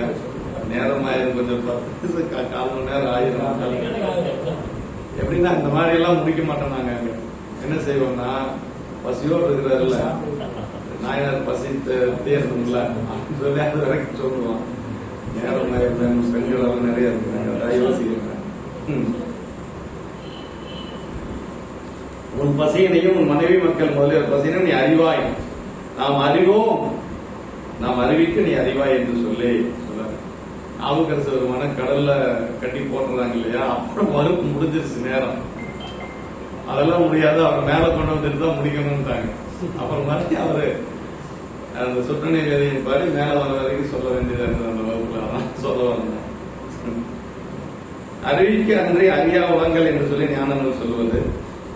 ஏனைய உயிர்கள் ஆணவ மயக்கில் ஆழ்ந்து கிடத்தல் இறைவனை அறியா. இங்கு நாயனார் சிவனடி பரவிய சிந்தையில் ஆழ்ந்து கிடத்தல் உலக. அதாவது நம்ம ஆணவ மனத்தில் அழிந்து கிடந்தோம்னா இறைவனை அறிய முடியாது. அவர் சிவனடி பற்றில் ஆழ்ந்து கிடந்ததுனால உலகையில் அறிய முடியல. அவரால் சிவபெருமானம் மட்டும்தான், ரெண்டும் ஒண்ணுதான். நம்மளும் ஒண்ணு ஆழ்ந்து இருக்கிறோம். எதுல? ஆணவ மலத்துல ஆழ்ந்து இருக்கிறோம் இல்லையா? அதனால இறைவனுடைய திருவடி அறிய முடியல. அவர் இறைவனுடைய திருவடி பற்றில் ஆழ்ந்து இருக்கிறதுனால உலகையில் அவரால் அறிந்து கொள்ள முடியல. பசங்க பசியோட கிடப்பாங்க, மனைவி பசியோட கிடப்பாங்க, எல்லாம் அவருக்கு தெரியல. ஏன் தெரியல? பெருமாளுடைய திருவடியில் ஆழ்ந்து கிடக்கிறார், அதனால அவருக்கு தெரியல. ஆனாலும் இறைவன் எப்படிப்பட்டவனா, பால் நினைந்தூட்டும் தாயிலும் சாலம் பரிந்தனி பாவியனுடைய ஊரனை உரைக்கு உன்னுடைய உரைக்கு மணிவாசக பெருமான் சொல்றீங்களா? பால் நினைந்தூட்டும் தாயிலும் சாலம் பரிந்தன. சாமி வந்து அதை பார்த்துட்டு இருக்க மாட்டார், அடியார் துன்பத்தை பார்த்துட்டு இருக்க மாட்டார். அன்னை முலை தீம்பால் அறிய சுவை தேயம் என்று நம்ப வேண்டாம் என்று சொல்லி சொல்றாங்க. பருவர்கள் ஒழிகின்ற இப்போது பசி முதலிய துன்பங்களை நீ அறியாய், நாம் அறிவிக்க அவற்றை அறிவாயாவது அத்துன்பம் தேர ஒழிய. இப்போ அவருக்கு பசி தெரியாது, பசின்னு அவர் எங்க இடத்துலயே வருத்தப்படல. ஆனா சாமிக்கு வருத்தம், பசியோடு இருக்கிறாருன்றது யாருக்கு தெரியுது? சாமிக்கு மட்டும்தான் தெரியுது. இப்ப சாமி சொன்னதுனாலதான் நீ பசியோடு இருக்கிற போய் உணவு எடுத்துக்க அப்படின்னு சொன்னதுக்கு பிறகுதான் அவருக்கு நம்ம பசியோடு இருக்கிறோமா அப்படின்னு சொல்லி அவருக்கு தெரியுது. இல்லைன்னா தெரியாது, சாமி தான் உணர்த்துறாரு, இல்லைன்னா தெரியாது என்றார். அசரீர் என்று சொல்லி எங்கள் நிறைந்த ஒளியினா என்று சொல்லி சொல்றாரு. இப்போ வீட்டுக்கு போறாரு.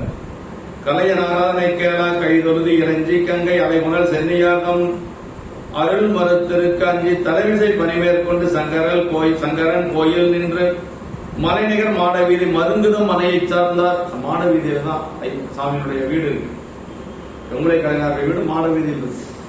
அப்படியே இரவு நேரத்துல அப்படி கொஞ்சம் பயந்து போறார். அம்மா என்ன சொல்ல போறாள் தெரியல, கொடுத்த தாலியை நம்ம வித்து குங்குளியை வாங்கிட்டோம் அப்படி. ஏன்னா வந்து மனை முழுக்க செல்வம் இருக்கிறதெல்லாம் அவருக்கு தெரியாது, இன்னும் அவருக்கு என்ன நடந்தது அப்படிங்கறத தெரியாது. சாமி தான் சொல்லவே இல்லையே, அம்மா கிட்ட மட்டும் தானே சொல்லியிருக்காரு. அப்படி பயந்து போறார் வீடு. கலையனார் அவ்வாறு இறைவனுக்குரிய அறிவிப்பாட்டை கேட்டு கைகளால் தொழுது வணங்கி கங்கையாற்றை சூடிய சிரத்தையுடைய பெருமான திருவருளினை மறுத்து மனையில் போகாது கோயிலில் தங்கி இருக்க அஞ்சியவராகி அப்பணியை சிறமேற்கொண்டு சங்கரனாரது திருக்கோயிலிடம் போந்து மலை போன்ற மாடங்கள் நிறைந்த திருவீதியில் சேர்ந்து அங்கு தமது திருமணையை சார்ந்தார். வீட்டுக்கு போயிட்டார், ஒரு வழியா வீட்டுக்கு போயிட்டார். கைதொழுது இறைஞ்சி அப்படின்னாரு. திருவருள் வெளிப்பாட்டை கண்டபோது வணங்கணுங்க. ஒரு நல்ல கனவு வந்து வச்சுங்களேன், இரவு நேரத்துல மறுபடியும் கப்பன் இழுத்து போது நம்ம படுத்தோம் கூடாதான். என்ன செய்யணுமா, எந்திரிச்சு முகம் கழுவி திருநீர் வச்சுட்டு ஒரு 5 நிமிஷம் இறைவனை சிந்திச்சு அதற்கு பிறகுதான் போய் படுக்கணும். நல்ல கனவு வந்தா அப்படியே நம்ம தூக்கத்தை அப்படியே மறுபடியும் நம்ம தொடர்ந்து கண்டினியூ பண்ணக்கூடாது. என்ன செய்யணும், இறைவனுடைய திருவடியை வணங்கி திருநீர் ஏது வச்சுட்டு அப்புறமா படுக்கிறதா நல்லது அப்படின்னு சொல்லி சொல்றாங்க. அதுதே அடியார்களுடைய இயல்பு. மனைவியார் பொன் குவை நெல் அரிசி மலையாட்டு கண்ட போது அவ எம்பிரான் அருளாம் என்றே உணர்ந்தார். எல்லாம் சாமியுடைய திருவருளாக உணர்ந்தார். இப்ப இறைவன் சொல்லியத வேதவாக்காக நாயனார் போறார். மறுப்பதற்கு அஞ்சி வீட்டுக்கு போறார். கங்கை அலைமுறை சென்னியர் என்று சொல்லி அருள் மறுத்து இருக்க அஞ்சி என்று சொல்லி, ஏன்னா காலையில தூபபணி போடணுங்கிறதுக்காக கோயிலே தான் இருக்கிறார். சாமி சொன்னதுனாலதான் போறார், வீட்டுக்கு போறார்.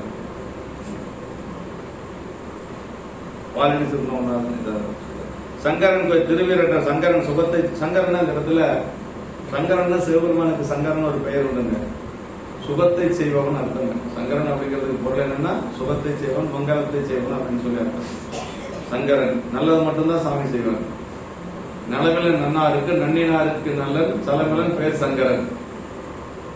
தன்னை சார்ந்தவர்களுக்கு நல்லது செய்வாரு, சாராதவர்களுக்கு தீயதை செய்ய மாட்டாரு. எப்ப செய்வார் அப்படின்னா, தன்னை சார்ந்த அடியார்களுக்கு பிறப்பை நீக்கி பெருமான் முக்தி கொடுப்பான். சாராத அடியார்களுக்கு என்ன பிறப்பை கொடுத்து பல பிறப்புகள் அவர்களை தொய்த்து எடுத்து அதற்கு பிறகு பெருமான் அருள் செய்வார். நலமிலன் நன்னாருக்கு நன்னினாருக்கு நல்லன் சலமிலன். சரி, இப்படி எல்லாம் ஒருத்தருக்கு இப்படி ஒருத்தருக்கு அப்படி செய்யறதுனால அவர் ஏதாவது குற்றம் உடைய வேணாம் அப்படிலாம் கிடையாது. உங்களுடைய தவத்துக்கு கேட்டாரு போல, உங்களுடைய இதுக்கு தகுந்தார் போல, வினை கேட்டாரு போல பெருமான் அருள் செய்வார். ஆனா தீயதை மட்டும் செய்யவே மாட்டேன். சாமி கண்ணை குத்தி போடலாம், அப்படி அழிச்சு போட, இப்படி அழிச்சு போட, நம்ம பயந்துக்கு தேவையில்லை. சிவபெருமானை பொறுத்த வரைக்கும் அப்படி எல்லாம் செய்ய மாட்டேன், அதெல்லாம் கிடையாது. நம்மளதுல அப்படி எல்லாம் இல்லை. சங்கரன் அவன் வீரன் செய்தமையால் காக்கப்பட்ட மார்க்கண்டருக்கு உதைப்பட்ட காரணத்துக்கு ஒருங்கே துன்பம் நீக்கும் இன்ப ஆக்கம் செய்தானே சிந்திக்கும். இப்படி சங்கரன் என்ற காரணத்துக்கு ஒருத்தருக்கு இன்பம் ஒருத்தருக்கு துன்பம், ஒரே நேரத்தில் ஒருத்தருக்கு துன்பம் ஒருத்தருக்கு இன்பம். காரணத்துக்கு துன்பம், மார்க்கண்டேயருக்கு இன்பம். அவங்களுக்கு ஏற்றாது போல மலைநிகர் மாடம் என்று சொல்லி அப்படியே மாட வீதியில வர்றார். நற்சார்பு இது சிவஞானம் கருத்தும்படி இது அருமையான பாட்டு. இந்த பாட்டோடு நாம் நினைச்சு இல்லத்தில் சென்று புக்கார் இறுதி கொகெல்லார்ந்த செல்வத்தை கண்டு நின்று திருமணையாரை நோக்கி வில்லொத்த நோலாயு விளைவன் என்கொள் என்ன அல்லொத்த கண்டன் எம்மான் அருள் தர வந்ததென்றார். வீட்டுக்குள்ள போறாரு. வீட்டுக்குள்ள போய் உடனே அப்படியே அந்த செல்வத்தை எல்லாம் பார்க்கிறோம்.